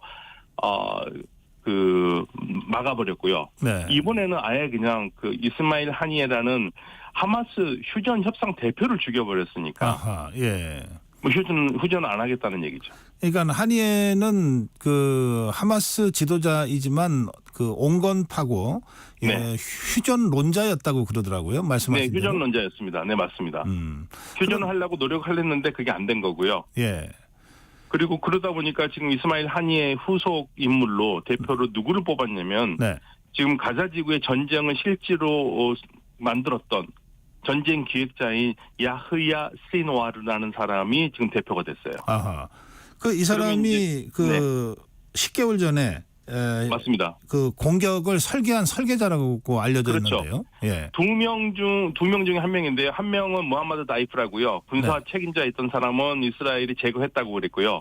야흐야 시나르는 지금 이스라엘이 지금 제거 대상 1호입니다. 지금 현재로. 아, 그래요? 네, 그런 사람을 지금 그래서 사실 가자 지구에 어딘가에 숨어 있는데 어디 있는지 몰라서 아직 제거를 못 하고 있는데요. 그런 사람을 대표로 뽑았다는 얘기는 하마스도 우리가 강대강 할 때까지 해보자 이런 생각이죠. 거기에다가 지금 이란도 이게 중동에 자기들이 맹주다 이러고 큰 소리 쳐왔는데 이란의 한 폭판에서 하마스 지도자가 어쨌든 암살당한 것 아닙니까? 그렇죠. 이 자존심이 완전히 구겨진 것 같은데요. 정상적인 국가에서 있을 수가 없는 일이죠. 사실 만약에 우리로 치면은 국정원이 뚫렸고 국방부가 뚫렸고 우리가 외국 손님을 불러왔는데 우리가 지원하는 외국 손님을 불러왔는데 그 외국 손님이 위험하기 때문에 우리가 안전한 곳으로 국방부가 안전 가옥을 만들었는데 그걸 다 뚫린 거잖아요. 네. 그것도 수도 서울에서 뚫렸 다음에 지금 우리가 이거 아마 모든 신문에서 난리가 났을 겁니다. 그런 상황 정도예요 지금. 그러니까 이란이 느끼는 당혹함, 부끄러움, 그리고 쉽게 말하면 속된 말로 면이 안 서는 거죠. 얼굴이 안 서는 거예요. 내가 지원했던 세력들한테 야 이란은 안전하니까 니네들 문제 없어. 헤즈볼라도 오고 하마스도 오고 다 와. 그랬는데 그래서 그 사람들은 이란이 안전한 곳으로 갔는데 이란에서 이런 일이 샀으니까 주변에 지원받던 그 세력들은 이란한테 이거 어떻게 된 거냐고 이런 식으로 이란의 능력을 의심할 거 아닙니까? 그러니까 이란에서는 지금 보안 책임자들 전부 다 관련된 사람들을 전부 다 조사하고 있고요. 안에서 보통 지금 심각한 문제가 아닙니다. 이란 쪽에서는. 근데 한이에가 이제 암살당한 것과 관련해서 이게 밖에서 미사일을 쐈다는 설과 이게 그 사건 터지자마자 나왔던 얘기인데요. 그 후에는 한 2달 전부터 그 AI 폭탄을 설치해서 그 폭탄을 원격 조정해서 터뜨렸다는 두 가지 얘기가 같이 나오는데 어느 쪽인 것 같습니까? 처음에는 말씀하신 대로 드론이나 미사일이라는 얘기 나왔었는데 그 며칠 후에 뉴욕타임즈를 중심으로 해가지고 보도가 나온 게 뉴욕타임즈에서 폭탄이라고 그랬잖아요. 2달 전에 폭탄을 설치했다. 근데 제가 봤을 때는 미사일이나 드론 같지는 않아요. 왜냐하면 건물을 봤는데요. 파괴된 건물이 미사일이나 드론의 폭탄을 맞았으면 저렇게 멀쩡할까? 전체적으로 다른 데도 분명히 타격이 있을 텐데 그 층만 거기만 때린다고 해가지고 다른 층에 문제가 없진 않잖아요. 그렇죠. 그랬을 때는 폭탄일 가능성이 굉장히 큰데 그러면 근데 이란 정부의 발표는 미사일이라고 그랬거든요. 근데 그거는 아마도 원래 공격도 조사를 해보고 조사 결과를 보고 하겠다고 그랬거든요. 그러니까 미사일이 보복을 하기 위해서 미사일이라고 한 게 아닌가. 예를 들면 폭탄이었다고 그러면 똑같이 1대1로 대응하려면 이스라엘 어딘가에다 폭탄을 설치해야 되는데 시간적으로도 그렇고 쉽지가 않잖아요. 그래서 그런 게 아닌가라는 저는 개인적으로 생각을 하고 있습니다. 그렇군요. 알겠습니다. 또 만약에 이게 폭탄이라 그러면은 2달 동안 완전히 뚫려버린 거니까 책임의 범위 더 크게 될지도 모르죠. 엄청나게 크죠. 엄청나게 알겠습니다. 자, 그래서 우리 박현도 교수 쭉 설명해 주셨는데 이제 네타냐후는 그런 이유로 계속 전쟁 쪽으로 갈 수밖에 없고 이란은 이란대로 어떻게든 이스라엘을 한번 제대로 혼내지 않으면은 체면이 안 살 정도 상황이 돼버렸고 그다음에 하마스는 10개월 전에 전쟁을 시작한 설계자가 지금 지도자가 됐고 지금 이런 상황이면 전부 강경으로 치닫고 있는 상황이 돼버렸네요. 그렇죠. 사실은 이 상황을 제일 즐기는 국가는 두 나라겠죠. 두 세력은 이스라엘과 하마스입니다. 하마스는요, 어차피 우리 망했다. 어차피 지금 우리는 저는 다 죽는 거 생각하고 전쟁한 거다. 그러면 우리가 처음에 전쟁을 생각했었을 때에는 우리가 스스로 결정했지만 우리가 이렇게 맞으면은 주변에 우리를 지원했던 사람들이 다 도와줄 거라고 생각을 했는데 처음에는 못 도와줬잖아요. 근데 갈수록 지금 상황은 다 도와주는 상황이 되어버렸지 않습니까? 그러니까 그렇죠. 끌려 들어간 거죠 지금. 그렇죠. 시나리오 생각에는 내가 원하는 그림이다. 하마스는 원하는 그림이고요. 이스라엘은 이스라엘에 원하는 걸 하다 보니까 하마스가 원하는 걸 해주는 형태가 되고 있습니다, 지금. 네. 네. 그러니까 사실은 이 전쟁은 확전을 가장 싫어하는 나라는 미국과 이란이죠. 이란은 사실 확전하고 싶지가 않아요. 아하, 예. 많은 사람들이 왜 이란은 확전을 하지 않느냐고 그 의문을 생각하는데, 확전을 한다는 얘기는 이란과 이스라엘이 1대1로 맞대응한다는 얘기잖아요. 아, 그러네요. 예. 그런데 이란과 이스라엘이 맞대응할 수 없습니다. 이란은요, 이스라엘과 전쟁하는 순간 미국과 전쟁을 해야 돼요. 결과적으로 그렇게 되죠. 네, 미국이 그 얘기를 분명히 했습니다, 이란에. 예. 우리가 이스라엘이 위험하면 우리 미군이 도와줄 수밖에 없다. 네. 그러니까 미군이 참전할 수밖에 없다는 얘기를 했고요. 그러니까 이란과 이스라엘의 전쟁이 아니라 이란 대 이스라엘 플러스 미국의 전쟁이 될 거고요. 네. 그다음에 이란의 가장 취약점은 공군력이 안 돼요. 공군력이 안 되기 때문에 공중이 완전히 유린당해요. 그래서 이번에 지금 보복을 앞두고 러시아와 긴급 회의를 하면서 러시아에 요구를 한 게 방공망을 제공해달라. 아하. 그리고 너희들 우리 그 수호이기 가장 최신 우리한테 좀 넘기기로 했는데 빨리 좀 넘겨달라. 네. 이 얘기를 지금 러시아에게 요청을 하고 있는 겁니다. 그렇군요. 예. 네. 그러면 이런 상태에서 이란이 네. 사실은 이 통제된 전면전이라 그럴까? 네네. 하더라도 확전이 안 되는 어떤 전면전 이런 식으로 계획을 할 것 같은데, 이게 전쟁 양상이라고 하는 게 딱 계획대로 꼭 되는 건 아니잖아요. 그렇죠. 이 에스컬레이션 되면 어쩔 수 없는 것 아닙니까? 그렇죠. 그래서 사실은 이란이 얘기하는 건 아주 제한적인 보복이 될 거다. 아. 예, 그냥 보복이 아니라 제한적 보복일 얘기를 했고요. 네. 그리고 푸틴도 이란에 뭐라고 지금 충고를 했냐면, 예. 민간인 사상자가 나오면 안 된다. 그러니까 민간인 사상자가 나오면은 정말 이거는 걷잡을 수 없거든요. 네. 그래서 이란은 이스라엘의 최대의 고통을 주되 민간인을 죽이지 않는 군사시설을 공격할 가능성이 굉장히 크죠. 뭐 전력이라든지 네. 이런 쪽으로 갈죠.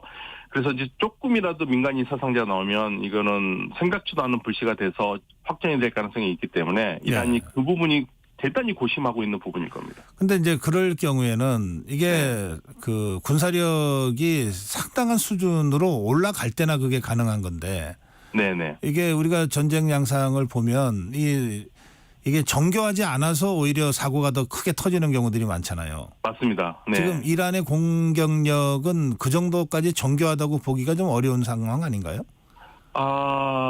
정교하긴 할 텐데요. 네.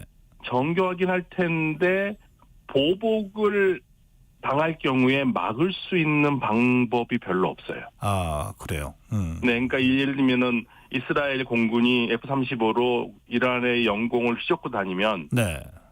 온 것 자체도 모르거든요. 아, 그래요?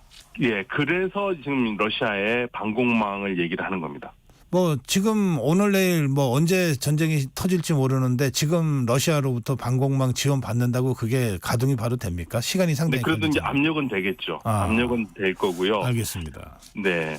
자, 이런 상황에서 이제 전 세계가 사실은 걱정하고 있습니다. 네. 이거는 중동이 갖고 있는 특수한 상황 때문에 그런 것이고, 이게 이제 그 기름과 직접 연관되기 때문에 네. 또 전 세계 물류의 아주 핵심 지역이잖아요. 네네. 이거 전쟁이 막상 터지면 네. 우리가 받는 피해도 심각할 것 같은데 어떻게 전망하세요? 우리가 받는 피해를 넘어서서 일단 전 세계적으로 피해가 될 거기 때문에요. 네. 우리가 피해 갈 수 있는 방법은 없고요. 네. 저는 한 가지 항상 하는 얘기가, 우리가 이쪽 지역에서 수입하는 석유가 70%거든요. 네. 가스 30% 이상을 수입하고 있고요. 그리고 그게 막힌다 그러면은 사실은 제가 지금 우리 KBS하고 인터뷰를 할 수가 없겠죠. 전기가 다 끊기기 때문에. 그렇게 되네요. 네, 최악입니다. 그러니까 이거 사실은 우리는 30%의 석유로 살아야 되는데, 네. 모든 게 70%가 마비가 되는 거죠. 최소한. 그렇기 때문에 이거는 절대 확정이 돼서는 안 됩니다. 절대 확정이 돼서는 안 되고, 네. 이게 모두에게 좋은 방법이거든요. 그래서 사실은 가장 좋은 거는 네. 빨리 가자 지역 휴전이 돼서 전쟁이 끝나는 게 제일 좋습니다. 그게 안 되면은 이런 상황이 계속 우리는 얘기를 해야 할 수밖에 없는 거고 불안해할 수밖에 없는 거고 사실 이런 인터뷰가 없어야 되는데 네. 그렇기 때문에 확전이 안 돼야겠죠. 네. 그래요. 지금 교수님 말씀하신 대로 미국도 이란도 확전과 전면전을 원하는 건 아니다. 네, 그건 아닙니다. 예, 그렇다면 뭔가 그 대목에서 돌파구가 있을 수 있다. 그러니까 미국이 마지막 노력을 해서 정말 미국이 큰 당근을 제시했으면 좋겠어요. 정말 하지 말아라. 내가 이번에 안 하면 이란 니네들하고 경제 제재 상당 부분 해제해주고 할 테니까 하지 말아라라고 할 수 있다면 이란이 그래 한번 생각해볼게 하고 시간을 끌면서 아주 정말 약하게 할 가능성이 있는데 네. 그걸 미국이 제시하기는 쉽진 않을 것 같아요.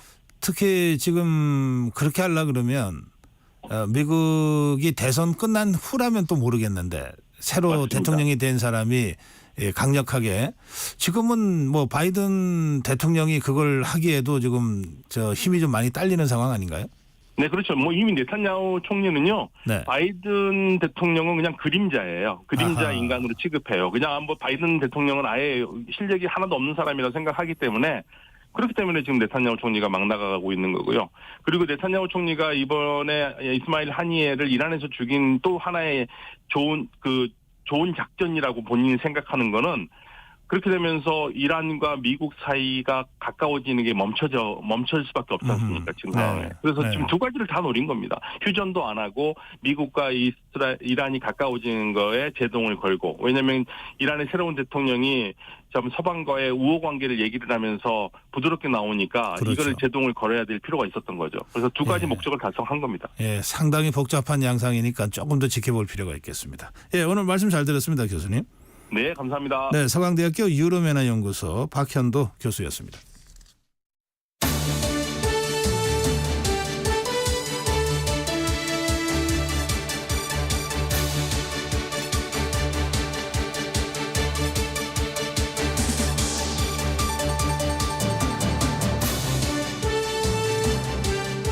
네, 본격 토론하겠습니다. 한 주의 한가운데 수요일 뜨거운 정치의 난을 본격적으로 토론하는 본격 토론 시간입니다.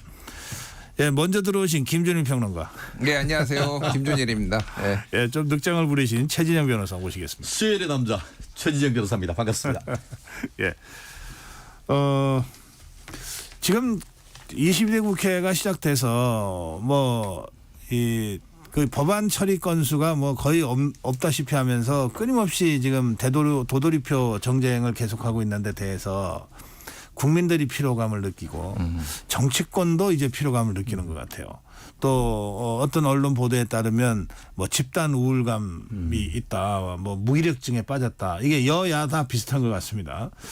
자, 이 상황에서 뭔가 돌파구를 정치권이 못 찾으면 우리 평론가들께서라도 좀 제시를 해 주시면 좋겠는데 어느 분이 먼저 돌파구를 한번. 말을 안 들어서요. 아무리 평론을 해도 이게 무슨 의미가 있나 그런 생각이 듭니다. 예.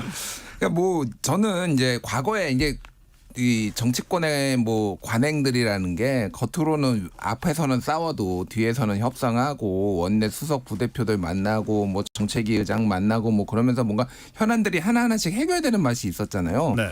원인을 이제 야당 탓이다, 정부 여당 탓이다 얘기를 하지만 그게 다 실종된 게 정말 심각한 문제라고 개인적으로 생각을 합니다. 오늘 그래서 정책위 의장이 일단 만난다고 하거든요. 네. 그래서 이제 여당이 요청을 하고 야당이 이제 받아준 건데 여기에서 비쟁점 법안들은 조금 통과를 좀 해야 되지 않을까? 예를 들면은 이제 민법 개정안, 소위 말하는 구하라법, K칩스법 이런 거 같은 경우에는 사실 이견이 별로 없거든요, 지금. 네.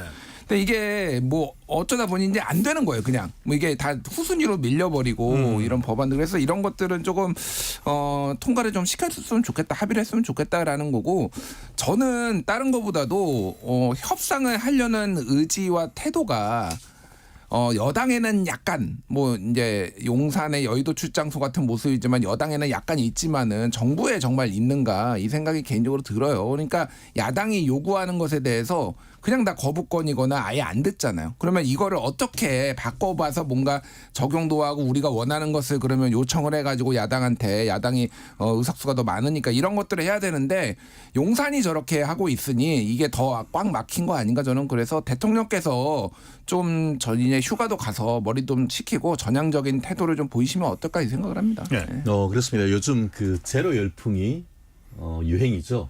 제로 콜라, 뭐 제로 사이다. 기본적으로 다들 건강에 좋은 것인데 제로 입법, 제로 국회는 국민에게 굉장히 유해한 것이다라는 것에 대한 공감이 지금 되는 것 같고요. 그럼 그 제로 입법, 제로 국회, 이 국회 무익론의 원인이 어디냐, 이게 그 원인을 찾아야 대안이 나오는 것 아니겠습니까? 민주당은 그 윤석열 대통령의 불통을 주장을 하고 국민의힘 같은 경우에는 민주당의 입법 독재를 지금 그 주장을 하고 있는데요. 처음에는 제가 봤을 때 국민의힘의 어떤 윤석열 대통령 그 불통 프레임이 상당 부분 먹혔고 그 결과 결국 지난번 4월 10일 총선에서도 민주당이 압승을 했던 부분은 없지 않다고 저도 생각을 합니다. 하지만 그때 이후에 지금 있어서 이른바 1일 1탄핵, 1일 1특검식의 민주당의 그 밀어붙이기식 어떤 그런 국회 운영에 대해서 국민들이 드디어 좀 피로감을 쌓이기 시작했던 것 같습니다. 그렇다 보니까 현 시점에 있어서는 마치 이제 4월 10일 총선 결과 민주당이 그것이 국민의 민심이다라고 하고 열심히 밀어붙였지만 그 결과는 최근에 전체적인 어떤 여론의 흐름에서 민주당과 이재명 대표의 지지율에서도 상당 부분 하락세를 보이고 있는 그런 측면에서 본다고 하면은 결국 현 시점에서의 국민들이 느끼는 바는 물론 뭐 정부 여당의 무한 책임이란 그런 측면에서는 뭐 민주당의 어떤 지적이 맞습니다. 하지만 오히려 국민들이 진짜 피로감을 느끼는 포인트는 말 그대로 무쟁점 법안, 비쟁점 법안, 민생 법안과 관련돼 가지고는 전혀 민주당이 합의하려고 하지 않는 그런 모습 속에서 국민들은 피로감을 느끼는 게 좀 더 크다고 생각합니다. 네. 결국 쟁점 법안과 비쟁점 법안의 이른바 투 트랙으로 나가는 전략이 좀 필요한 것 같고 네. 그 시점은 저는 8월 18일 민주당 전당대회를 끝난 시점이면은 사실 오늘도 입추입니다만 입추 지나고 말복 지나서 8.18 민주당 전당대회가 나면은 말씀드린 것처럼 비쟁점 법안은 비쟁점 법안대로 민생 법안 처리하는 그 시점이 다가온다고 봅니다.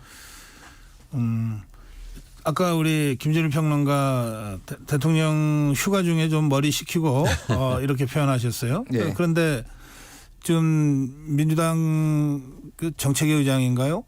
아니 뭐 이렇게 막 증시가 폭락하는데 어디가 있냐 대통령이 막 이런 식으로 또 이 그 대통령 휴가는 어떻게 생각하세요? 짧게. 저는 개인적으로 이 뭐 윤석열 정부뿐만이 아니라 어느 정부였던 똑같이 일관되게 얘기를 했어요. 대통령은 좀 휴가 가야 된다, 자주 쉬어야 된다 이 생각을 하고 지금도 뭐 이제 복귀를 요구할 수 있을 것 같아요. 워낙 깜짝 놀라게 이제 역대 최고폭으로 이제 많이 떨어졌으니까 우리나라 주식도 그렇고 그런데 뭐. 외부에서 컨트롤 잘 할 수 있으면 하는 것도 뭐 나쁘지 않다라고 보는데 그냥 거기 가서 지금 하고 계신 게 너무 뭐라고 해야 될까요? 너무 구태 같아요. 저는 솔직히 시장 좀 그만 가셨으면 좋겠습니다. 시장 간다고 민생 경제가 살아나지 않거든요. 그리고 뭐 대통령 술 드시는 거 너무 싫어해요. 좀 어디 가서 뭐 안주거리 같은 거 그만 좀 사시고 진짜 좀 진지하게 좀 임하셨으면 좋겠어요. 네. ICBM을 북한이 발사했을 때도 휴가 간 게 문재인 대통령입니다. ICBM 어제 터졌습니까? 오히려 그저께 같은 경우에는 저도 봤더니만 우리 증권사 전광판이 민주당화 되어버렸어요. 새파랗게 질렸어요. 그런데 그렇게 해가지고 아까 얘기한 것처럼 이게 윤석열 대통령 휴가 취소하고 오라고 했는데 어제는 갑자기 전광판이 국민의힘화 됐어요. 새빨갛게 됐어요. 이런 식으로 일희일비할 건 아니란 거예요. 예. 그렇기 때문에 이 상황 속에서 자꾸 대통령이 쉬어야 공무원도 쉬고 그래야 들어와서 열심히 일을 하는 거 아닙니까? 잠깐 쉬었다 오겠습니다.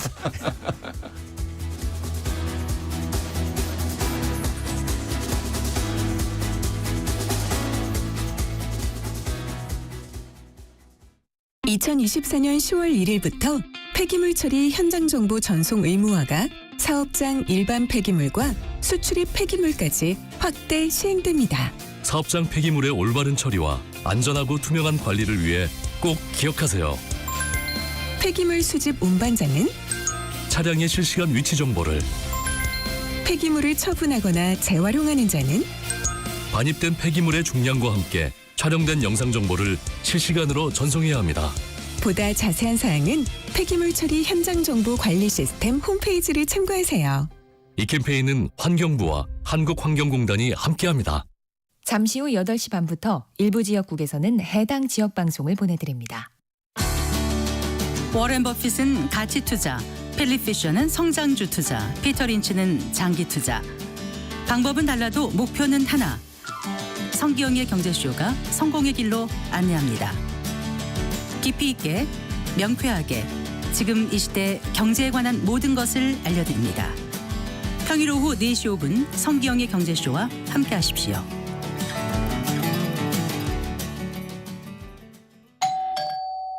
편지 왔습니다.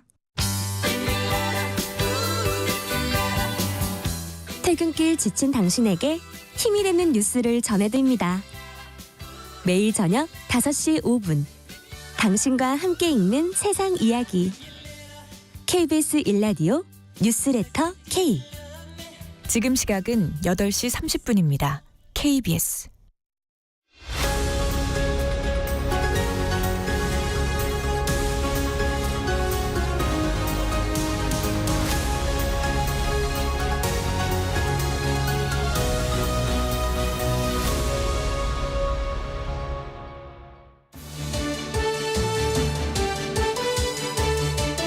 네, 본격 토론입니다. 최진영 변호사, 김준일 평론가와 함께 하고 있습니다. 네, 두 분 조금 전 토론에서 대체로 이런 부분은 합의가 있는 것 같아요. 그러니까 쟁점이 별로 없는 정말 민생 법안은 좀 여야 합의로 처리하자. 그리고 쟁점 법안들은 좀 더 대화를 하고 숙성시키고 좀 뒤로 미루자. 이제 이런 거는 뭐 다 그 합의가 가능하지 않겠어요? 그런데 그럼 어떤 게 이 민생 법안이냐 가지고 또 논쟁이더라고요. 이를테면 방송사법, 민생회본 지원금법, 노랑봉투법이야말로 진짜 민생 법안이다. 이게 이제 더불어민주당 주장입니다. 그런가 하면 그 국민의힘에서는 이거야말로 그 입장이 너무 다른 쟁점 법안이다. 어느 쪽입니까, 두 분은? 아니 뭐 민생 법안이고 쟁점 법안이죠. 뭐 그게 두 개가 틀린 얘기가 아닌 것 같아요. 예를 들면은 뭐 지금 민생회복 지원금 뭐 이거 이제 1인당 25만 원 이제 지원하는 거 이게 민생 법안이죠. 근데 이제 쟁점 법안이기도 하잖아요. 그러니까 제가 제일 문제라고 생각하는 거는 이런 겁니다. 정부 여당 입장에서는 반대할 수 있죠. 저는 반대할 수 있다라고 보고 이제 논쟁적인 거잖아요. 그러니까 뭐 소위 말해서 이제 여당에서는 현금 살포법이다 이렇게 얘기를 하고 있잖아요. 반대할 수 있는데 그러면은 뭐 할 거냐고요. 여당의 이게 지금의 모든 패턴이 비슷하게 나오는 게 뭐냐면은 야당이 뭔가를 주장을 하고요. 여당은 반대를 하고요. 그래서 그냥 대통령은 거부권을 행사를 해요. 저는 여당이 반대를 하는 거 이해하는데 그러면은 이거를 어떻게 이거를 반영을 하거나 아니면 반영하지 않더라도 우리만의 안을 만들어야 된다. 소상공인 지원한다고 했지만은 지난번에 그냥 다 대출 프로그램이에요. 돈 주겠다라고 하는 겁니다. 지금 얼마나 지금 안 좋으냐면은 지금 2022년에 그 자영업자 연체율이 0.5였는데 지금 3배가 됐어요. 1.52가 됐습니다. 올해 1사분기에. 지금 엄청나게 안 좋고 서울 같은 경우에는 지금 그 폐업률이 지금 10%가 넘었어요. 그러니까 특히 이제 요식업 같은 경우에는 5군 쪽에 5개 중에 하나가 지금 문을 닫는다고 할 정도로 지금 수출은 어느 정도 9개월 연속 이제 흑자가 나니까 어느 정도 이제 회복이 됐지만은 내수는 정말 안 좋다고요. 그런 답을 내놔야 돼요. 제가 말하는 거는 뭘 하는지 모르겠습니다. 솔직히 이런 부분에 있어서 제가 굉장히 무책임하다고 느끼는 거예요. 그러니까 뭐 방송사법도 마찬가지입니다. 반대할 수 있죠. 뭐 그러면은 어떻게 이 상황을 해결해야 될지에 대해서 국민의힘이 안이 있어야 되는 거 아니에요. 무조건 반대만 한다라고 하면 이게 대화가 안 되는 거예요. 그러니까 저는 뭐 이제 민주당에도 문제가 없다고 보지 않아요. 하지만 이제는 이제 뭔가 생산적으로 되려면은 우리 안이 이거다라는 걸 제시를 해줬으면 좋겠어요. 좀. 그렇습니다. 김준일 평론가도 말씀했지만 말 그대로 쟁점 법안이에요. 쟁점 법안은 합의해 가지고 처리하라는 게 기본적인 헌법과 국회법의 정신이에요. 그런데 그것만 가지고 주야장천 얘기를 하고 있다는 것 자체가 민주당 접근법, 민주당의 어떤 전략이 잘못됐다는 것이죠. 결국 일정 부분에 있어서는 주고받아야 된다는 것에 대해서는 저도 공감을 합니다. 그렇지만 줄 생각은 전혀 없으면서 받아내려고만 하다 보니까 이 교착 상태가 빠진 건 아니겠습니까? 얘기한 것처럼 비쟁점 법안 정말 많습니다. 지금 그 심지어 하다못해 이재명 그 전 대표 내지 그 대표 후보 같은 경우에도 이른바 주식시장 금투세 그거 개혁해야 된다, 없앨 수도 있다라는 얘기를 하고 있지 않습니까? 그런 부분에조차도 지금 내부적으로 당내에 그 결석이 안 되면서 통과시키지 못한단 말이에요. 그러면은 아까 얘기한 것처럼 선 비쟁점 법안 통과, 후 쟁점 법안 논의 이렇게 하면 되는 것인지 그런 것에 대해서는 NO라고 그냥 아예 선을 그어버리니까 모든 게 이런 교착 상태가 되는 것 아니겠습니까? 그리고 말 그대로 쟁점 법안이에요. 방송사법, 민생회복지원법, 노란봉투법이라고 얘기를 그럴듯하게 하지만 방송사법은 민주당 방송연구장악법, 민생회복지원금 아까 뭐 지금 식당 어려운 거 맞아요. 근데 식당한테 25만 원 주면은 식당이 살아납니까? 그게 아니죠. 오히려 인플레이션이 나는 거예요. 그리고 노란봉투법 오히려 이거는 대기업 노동자 표 사는 법 아닙니까? 그렇기 때문에 이런 식으로 서로 갈라치기 하고 자기의 전략적인 것만 뽑아가려고 하니까 안 되는 것 아닙니까? 그렇다고 하면은 이 시점이면은 말씀드린 것처럼 8월 18일 민주당 그 전당대회 이후쯤 되면은 이제는 뭐 어제 이재명 대표 후보가 그 윤석열 대통령 만나가지고 이런 부분에서 논의한다고 했는데 이제는 그럴 시점이 다가오고 있다. 저는 그렇게 봅니다. 그 한두 가지 좀 구체적인 법안 가지고 좀 토론 좀 해보시면 좋겠어요. 이 금투세 있잖아요. 예. 이거 좀 어떤 입장들이십니까? 이 더불어민주당에서는 좀 여러 얘기들이 지금 나오고 있어요. 예. 저는 개인적으로 이거는 뭐 정당이나 진영이나 그런 거와 관계없이 금투세는 도입을 해야 되는 게 맞다고 보고요. 그러니까 그 우리가 소위 얘기하는 선진국들, 그러니까 이게 정확하게는 이게 소득세잖아요. 소득세의 기본 개념은 소득이 있으면 세금을 물리는 거잖아요. 근데 우리나라만 예를 들면 미국이나 뭐 이름은 조금씩 다를지언정 우리가 알고 있는 선진국 지수에 편입된 나라들은 다 이 금융으로 벌어들인 돈에 대해서는 이제 어느 정도는 공제액이 있지만은 지금 소득을 물려요. 그래서 지금 우리나라의 이제 금투세도 국내 주식이나 국내 ETF에 한해서는 5천만 원까지 금융소득에 대해서는 공제를 해주고 해외 주식은 이제 250만 원 이렇게 되어 있거든요. 자, 5천만 원 특히 이제 국내 주식 5천만 원 벌려면요. 이제 주식이잖아요. 주식으로 벌어들인 돈. 그냥 한 10억 정도 굴려야지 수익률이 정말 잘 나오면은 현금으로 이제 5천만 원이 들어오는 거예요. 10억을 도대체 굴리는 개인 개미가 얼마나 있습니까? 제가 없다라는 게 아니라 그분들은 전문적으로 이걸 하시는 분들이에요. 일반 이제 투자자들이 걱정할 필요는 없을 것 같고 가장 중요한 거는 이건 원칙입니다. 이거를 언제까지 미루나. 그러니까 다른 나라의 모든 글로벌 스탠다드가 다 이건데 왜 이거를 이게 없애려고 하는, 물론 이제 우려들이 있어요. 가장 우려들이 뭐냐면 손실이 났을 때 그리고 이익이 났을 때 이 두 가지가 이제 미스매칭이 된다라는 거고, 과거에 손실 본 거는 어떻게 할 거냐. 지금의 현재 법안은 5년까지만 과거의 손실을 이제 상계를 하고 그 다음에 한다라는 건데, 이게 우려가 되면은 이거를 10년으로 늘리면 되는 거고요. 앞으로 이제 손실과 이익이 났을 때 어떻게 그거를 이제 상계할지에 대해서는 좀 더 법안을 보충을 하면 되는 겁니다. 이거를 계속 미룬다라는 거는 글로벌 스탠다드에 맞지 않아요.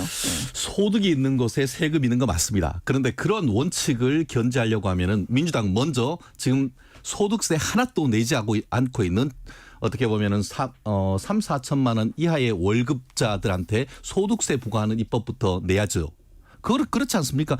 그런 부분에 대해서는 한 말씀도 없으시면서 자산소득세라고 할 수 있는 금투세에 대해서는 이것이 폐지한다는 데 대해서 이른바 부자감세다. 10억 정도 되지 않으면 나한테는 전혀 관계없으니까 10억 이상 투자자와 그 미만을 갈라치기 하는 이런 전략 자체가 저는 잘못됐다고 생각하는데요. 주식시장은 글로벌 시장입니다. 지금은 싱긋 웃으시지만 직접 투자하는 사람으로서 본인 아까 그 주식이 새파랗게 질리는 것을 보면 그런 생각 못 하죠. 왜냐? 지금 오늘 그 진성준 그 민주당 정책위 의장 그 블로그에 수천 개의 댓글이 담깁니다. 거기에 보면은 당신 한번 주식 투자 한번 해보고 이런 소리 해라라는 얘기가 줄줄이 달리고 있습니다. 실질적으로 그리고 주식 투자의 고수라고 자칭 얘기하고 있는 이재명 전 대표 또한 이 금투세에 대해서 문제의식을 가지고 있단 말이에요. 어제 그렇게 해서 새파랗게 질리는 그 전광판을 보면서 그렇게 되니까 민주당이 어땠습니까? 이거 금투세 이게 유지돼야 되고 우리 강화돼야 된다는 세미나 회의로 했다. 그거 뭐 여러 가지 이유를 들어서 취소했지 않습니까? 민주당이 한번 이렇게 계속 한번 가보세요. 결국 그렇게 하는 것 자체가 어떻게 보면 본인의 표에 가장 민감하는 국회의원들이 제가 봤을 때는 본인의 표를 생각해서라도 이거 통과 못 시킵니다. 그렇고 어제 그 한동훈 국민의힘 대표가 얘기했듯이 이거는 단순히 표의 문제가 아니고 글로벌 주식시장에서 대한민국 주식시장을 활성화시키는 경제를 진작시키는 하나의 제도적 장치가 되기 때문에 그런 점에서 이 점은 보아야 된다. 그렇기 때문에 저는 개인적으로 이 부분에 대해서 연기하거나 아니면은 캔슬하는 것이 저는 맞다고 봅니다. 그러니까 뭐 다른 거는 제가 모르겠고 이게 이거를 국민들 갈라치기라고 하시면은 그러면은 미국, 뭐 일본, 영국, 독일 다 지금 갈라치고 있는 건가요?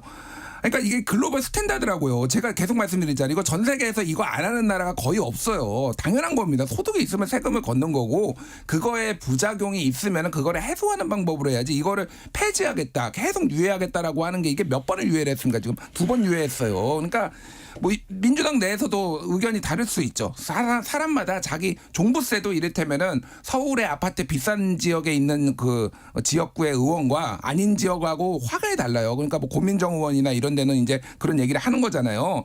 그러니까 이거는 민주당 내에서 토론으로 이제 해결할 문제고 국민의힘 한동훈 대표가 가장 말씀하신 게 토론하시겠다고 한 거잖아요. 왜 남의 당의 토론을 이렇게 무시를 하시는지 잘 모르겠어요. 그러니까 기본적으로 저는 이중 플레이 하지 말고 그리고 또 하나는 제가 조금 문제가 있다라고 보는 게 한동훈 대표가 어제 이제 금투세 얘기를 하면서 민주당 공격을 했습니다. 그러니까 이게 포퓰리즘이에요. 사실은 금투세 때문에 지금 이 주식에 빠졌습니까? 지금 그러니까 이거는 이 위기를 먼저 지금 위기 상황을 차분하게 극복을 하고 그 다음에 이제 하는 게 맞아요. 근데 이거를 마치 민주당이 금투세를 반대를 하니 무슨 폭락장이 온 것처럼 막 이렇게 호들갑을 떨면서 하는 게 이게 정말로 포퓰리즘이 아닌가 저는 그런 생각이 드네요. 저는 네. 어떤 느낌이냐면 정말 경제의 기억도 모른다. 주식은 심리예요. 글로벌 주식시장에서 이 이익이 5천만 원 났는데 거기에서 한 20% 뜯어가고 세금으로 그리고 1억 넘으면 35% 뜯어간다. 그럼 대한민국에 남아 있을 주식 어떤 투자자들이 어디 있습니까? 안 그래도 지금 서학개미라고 해서 국내의 돈이 미국으로 일본으로 가고 있는데 이런 식으로 주식 어떻게 보면 세금을 올려버리면은 대한민국 주식시장 남아나겠습니까? 저라도 팔고 다 해외로 나가버리죠. 그렇기 때문에 지금 그 국민의힘이 이런 거시적 경제 측면에서 얘기를 하는 것이고 그러다 보니까 어제 그 한동훈 그 대표도 뭐라고 했습니까? 민주당이 어제 금투세 토론회 연기했던 거 아닙니까? 뭐 댓글에 보니까 민주당이 빤스런 했다 그렇게 표현을 하는 사람도 있던데 단 하루의 해외발 주가 하락에 놀라서 토론회조차 열지 못할 정도라면 금투세 강행 접어야 되는 것이 아닌가 얘기하는 것은 바로 그 점이죠. 예, 예산 요 정도로 하시고요. 그런가 하면 검찰이 그 대선 때 그 여론 조작을 했다는 혐의를 두고 지금 수사를 하다가 그 김만배 신앙님 두 사람의 그 가짜 인터뷰 영상을 대선 3일 전에 이렇게 그 공개하면서 이걸 이재명 대표를 당시 이재명 후보를 비롯한 여러 사람들이 열심히 이제 그걸 막 퍼날리기를 했잖아요. 그 사건 수사를 하는 과정에서 이제 그 통신자료 조회한 문제가 이제 통보가 됐어요. 이거 가지고서 지금 막 격렬하게 또 이제 논쟁이 붙고 있는데 이 문제는 이제 사법적인 문제니까 저는 먼저 이제 공격 측면에서 민주당 쪽 패널이 먼저 얘기하시면 저희가 답을 좀 드리겠습니다. 그러세요. 그럼 김준일 저는 뭐 평론가. 민주당 패널은 아니고요. 당적을 살면서 한 번도 가져본 적이 없기 때문에 그냥 소신대로 하는 거고요. 네. 그러니까 이거는 일단은 정권의 얘기보다는 검찰의 수사기관의 관행이 더 문제라고 봅니다. 그러니까 이게 예전에 2021년에 윤석열과 이재명의 말을 가지고 서로 맞바꿔 가지고 지금 서로 얘기하고 있잖아요. 이거는 뭐 정당한 거였다. 이재명 당시 후보가 얘기를 하고 윤석열 후보는 이제 미친 거 아니냐, 미친 정권 아니냐 뭐 이런 표현도 쓰고 막 개슈타포다 막 이런 공수처가 당시에 한 100명 정도 이제 89명 정도 이제 국민의힘 사람들을 했는데 그러니까 저는 이거는 이렇게 봅니다. 그러니까 일단은 이 오늘 권영세 의원이나 많은 이제 뭐 장동혁 의원이나 국민의힘에서도 얘기를 하지만은 지금은 요게 이제 두 개가 다르잖아요. 통신 이용자 정보는 검찰이 통신사에 요청을 하면은 그냥 받아볼 수 있는 거고 네. 그리고 통화 내역 같은 경우에는 법원에서 영장을 받아야 되는 거잖아요. 지금 이거는 전자잖아요. 그러니까 이것도 영장을 받게 해야 된다. 그러니까 국민의힘의 검찰 출신 법원 출신 의원들이 다 얘기를 해요. 이거는 좀 강화를 해야 된다. 너무 막합니다. 이게 왜 문제냐면은 고유를 이게 가지고 있고 폐기 조항이 없어요. 그냥 계속 가지고 저는 계속 가지고 있을 거라고 봅니다. 한번 털면은 원래 검찰이 그냥 캐비넷에 넣어두거든요. 예전에 이진동 뉴스버스 기자 같은 경우에도 본인 휴대폰에 일단 포렌식해가지고 필요 없는 정보까지 다 가지고 있다라고 해서 그 논란이 됐잖아요. 이런 식으로 일단 이 수사기관이 무분별하게 하는 것에 대해서 제도적 장치가 하나가 필요하다라는 거 하나가 있고. 그때하고 두 개를 비교를 하면은 그때도 뭐 문제가 없지는 않았지만은 이번은 너무 많아요. 그러니까 도대체 저도 사실은 조회당했거든요. 그러니까 제가 왜 당했는지조차 모르겠습니다. 솔직히. 제가 왜냐면 이번에 통신 자료 조회를 이번에 당했습니까? 예, 저도 문자가 왔어요. 그래서 며칠 전에 왔습니다. 저는 여기에서 김만배, 그러니까 지금 이 수사 기소가 된 사람이 김만배, 신학님 그리고 이제 뉴스타파의 김용진 대표 그리고 그러니까 한상진 기자 이렇게 4명이거든요. 불구속 기소라 이제 구속 기소가 있는데. 저는 이 중에서 김만배, 김용진 씨, 한상진은 전화번호도 없어요. 그리고 신학님은 전화번호는 있는데 전화 통화를 한 적이 없습니다, 제가. 그래서 도대체 나를 무슨 근거로 그러면 이거를 했는지. 그리고 이게 그래서 내기가 나오는 게 단톡방을 털었다. 왜냐하면 같은 단톡방에 모임이 있는데 제가 들어가 있거든요. 그러니까 단톡방은 이거 턴 거 아니냐라는 거고 심지어는 90세의 김중배 1934년생의 김중배 선생도 언론인으로 유명한 이분도 지금 조회를 당하고 봉지욱 기자의 9살 딸도 지금 뭐 조회를 당했다고 하는 게 너무 무차별적이고 너무 많아요. 그러니까 이거는 심각하게 문제가 있는 거고 짧게 말씀드리면은 대통령 명예훼손 수사를 이렇게 하는 게 맞나요? 그러니까 우리나라 역대 정권 중에서 대통령 명예훼손 수사를 이렇게 한 적이 있냐? 문재인 정부 때는 이제 고영주 박문진 이사장이 문재인은 공산주의자다라고 해가지고 그거는 이제 그냥 법원에서 다툰 거지 수사를 이렇게 하지는 않았어요. 이거는 독재국가에서나 가능한 일입니다. 푸틴이나 시진핑 명예훼손 해가지고 이렇게 하는 거지 이거는 공직선거법으로 규율을 해야 되는 거예요. 왜 이거를 명예훼손으로 법원에서도 가져가니까 지금 공판 중인데 이거 왜 공직선거법으로 안 하세요? 공직선거법으로 하세요. 법원이 얘기를 했다라는 거 아닙니까? 공직선거법을 적용을 하려면 이게 복잡해지는 거예요. 왜냐하면 낙선을 시킬 목적으로라는 거를 본인들이 입증을 해야 되는데 그게 어려우니까 그냥 두루뭉술하게 지금 막 하는 거예요. 그러니까 이거 명예훼손이라고. 이거는 검찰에 심각한 문제가 있다. 이렇게 봅니다. 예. 제가 법적으로 좀 얘기할게요. 공선법을 해야 되는 거 맞아요. 그런데 안타깝게도 공선법은 6개월의 공소시효 제한이 있습니다. 그런데 이 사건은 윤석열 대통령에 대한 단순한 명예훼손 사건이 아니고 대선 3일 직전에 대선에 개입해서 가짜 뉴스로 선거를 조작하려고 했던 대선 개입 게이트인 겁니다. 그 사건에 대해서 공소시효가 지났다고 해서 공선법으로 수사 못하는 것은 저는 정말 안타깝습니다. 왜 이것을 6개월 안에 대선으로부터 이 사안을 수사해서 밝히지 못했는지에 대해서 저는 정말 의문이 끓는 상태입니다. 그렇지만 그렇다고 해서 수사를 못합니까?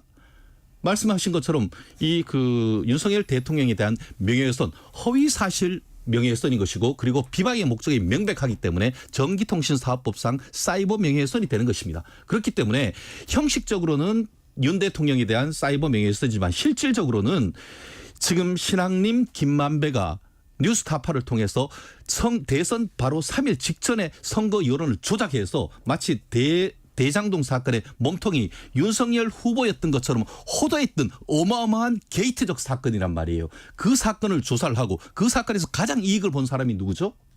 이재명 후보이 아니었습니까?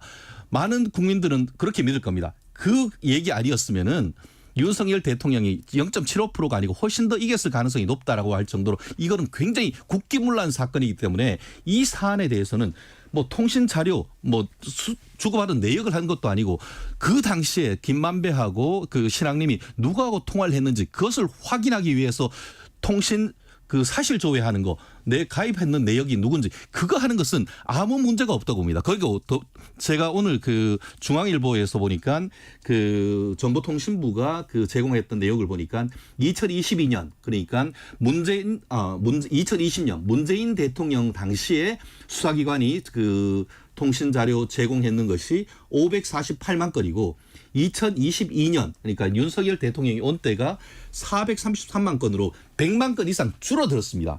이런 사실을 가지고는 얘기를 하지 않고 그 사건 수사 과정에 대해서 필요한 수사를 했었는데 그것을 어떻게 보면 수사권 남용이라고 하는 것 자체가 결국 이재명 대표를 비롯한 민주당 측과 관련성을 어떻게든 수사를 은폐하려고 하는 그런 어떤 의도라고 보는 것이 오히려 합당한 건 아니겠습니까? 좀 뭐 너무 이제 많이 복잡하게 많이 나가시는데, 그러니까 지금 검찰이 그림을 그리고 있는 게 이게 단순히 김만배, 신학님 이 두 사람이 아니라 민주당이 이제 배후에 있는 거 아니냐 그래가지고 예전에 이제 민주당 의원 뭐 보좌관도 털고 지금 뭐 오른 보니까 100명 정도 지금 민주당에서 조회당했다고 하는 거잖아요. 안 나오잖아요 지금. 그러니까 검찰이 지금 그 반부패 수사일부가 지금 이렇게 검사 10명 이상이 달려들어가지고 지금 이렇게 몇 년째 하고 있는데 지금 안 나오잖아요. 그러면 이거는 정리를 하는 게 맞다고. 그러니까 뭐 수사를 해가지고 아니면은 정리를 하는 게 맞죠. 그러니까 매조지를 지어야 되는 거예요. 근데 이거 될 때까지 불굴의 정신으로 지금 이게 계속 하는 게 이게 맞느냐 이렇게 말씀드리겠고, 지금 더 문제가 뭐냐면은 예를 들면은 경향신문 같은 경우에 기자가 압수수색을 당했어요. 김만배나 신학님하고 아무 관련이 없고 자기가 취재를 해가지고 조우영 부산저축은행 수사 조우영 참고인 봐주기 수사한 거 아니냐. 조우영은 나중에 실형 살았어요. 그래가지고 실제로 그때 윤석열 검사가 제대로 못해가지고 수원지검에서 이제 형을 받았거든요. 그러니까 이거는 문제가 있는 거예요. 제가 보기엔. 그러니까 이거를 독자적으로 취재해서 보도했는데도 김만배랑 신학님이랑 엮어가지고 같은 내용을 가지고 한단 말이에요. 이런 식으로 언론의 자유를 제한하는 식으로 무차별적으로 하는 게 문제가 있다라는 겁니다. 그러니까. 마치 검찰이 탈탈 털기 위해서 몇 년 수사했는 것 같은데 전혀 그건 사실과 다르다는 것을 팩트 체크해드리고요. 최근에 신학님과 그 김만배를 구속시킨 것은 이번 몇 달 전입니다. 그리고 최근에야 이제 첫 번째 재판이 했기 때문에 마치 민주당은 이 사건을 탈탈 털어서 민주당의 관련성을 밝히기 위해서 검찰이 무도하게 몇 년씩 한다고 하는데 이러한 사실이 밝혀진 게 얼마 되지 않았단 말이에요. 만약에 이런 사실이 일찍 밝혀졌으면은 이게 그냥 그 윤 대통령에 대한 명예훼손이 아니고 공선법으로 갔죠. 그렇기 때문에 민주당이 마치 사실관계를 굉장히 흐릿하게 해가지고 민주당 내지 그 윤석열 대통령의 어떤 검찰이 무도하게 수사를 한다고 하는데 전혀 그렇지 않다는 것을 밝히는 것이고, 더불어서 이 사건 같은 경우에는 통화를 했던 내역들을 쭉 찾아야 되는 겁니다. 그렇게 하면서 그 사람이 누구를 그 전후로 해서 이 통화를 했는지 그걸 확인하는 과정에서 이런 내용이 벌어진 것이지 어떻게 처음부터 이 사람이 했다고 딱 떨어지는 겁니까? 그거를 마치 이제 수사의 실무를 생각해 보면은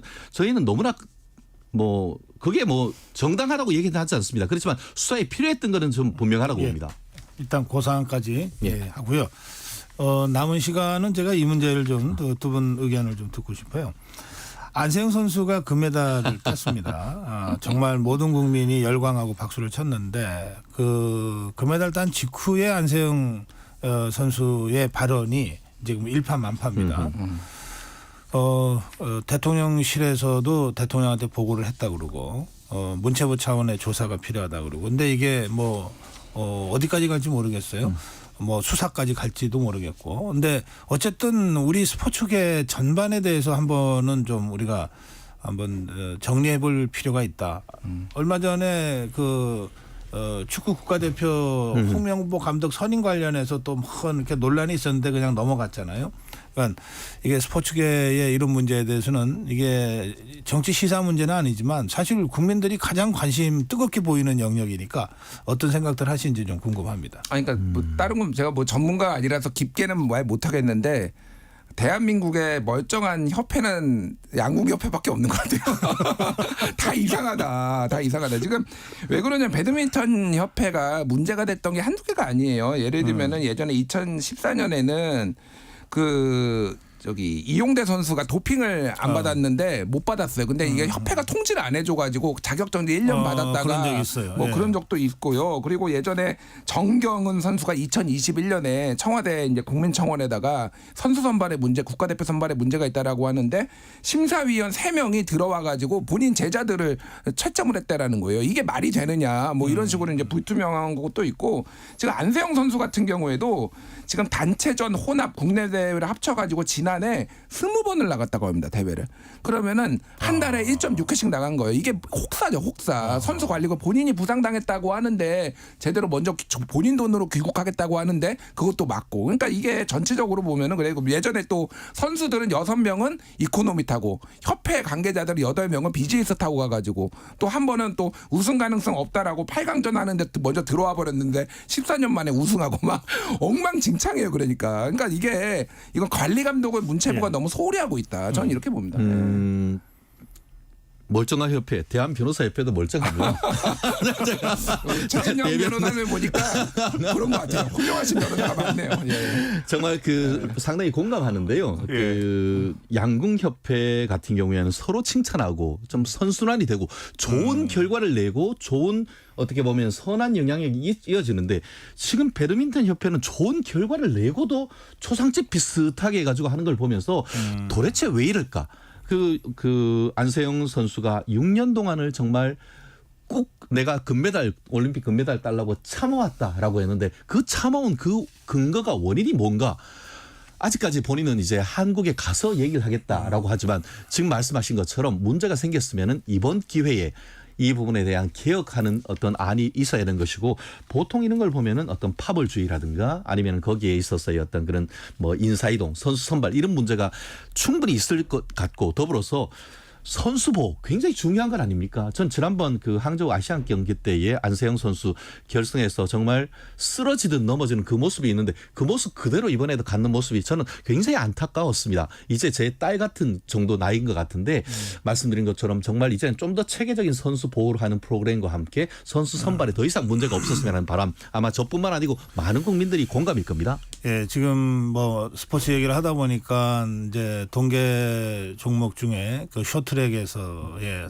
아주 고질적인 문제들 이런 것들 또 그냥 선수 관리 문제가 아니라 여러 가지 이 성폭력 사건들 뭐 갑질 뭐 이게 굉장히 많아요. 또 그런가 하면 잊을만 하면 터지는 뭐 선수 선발 과정에서의 부정, 부패, 비리 이런 것들이 있어서 이게 이제 스포츠만큼은 좀 사실 페어플레이가 생명인데 좀 공정하게 이런 것들이 또 투명하게 그렇게 됐으면 좋겠고 지금 말씀하신 대로 뭐 제대로 작동하는 게 양궁협회밖에 없다 그러면 그 협회장 누굽니까?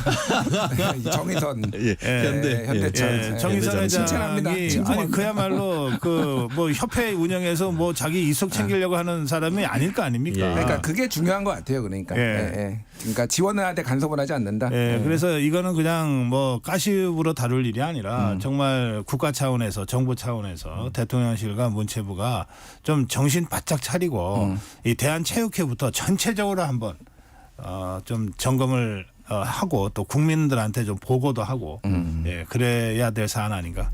뭐 제가 좀 주제 넘지만 제가 짧게만 말씀드리면 이 정권이 잘하는 압수수색 들어가면 되겠네요. 그러니까 정말 5개밖에 못 단다 예측했는데 지금 11개 넘어서 가는 이 대한민국 선수들 자랑스럽습니다.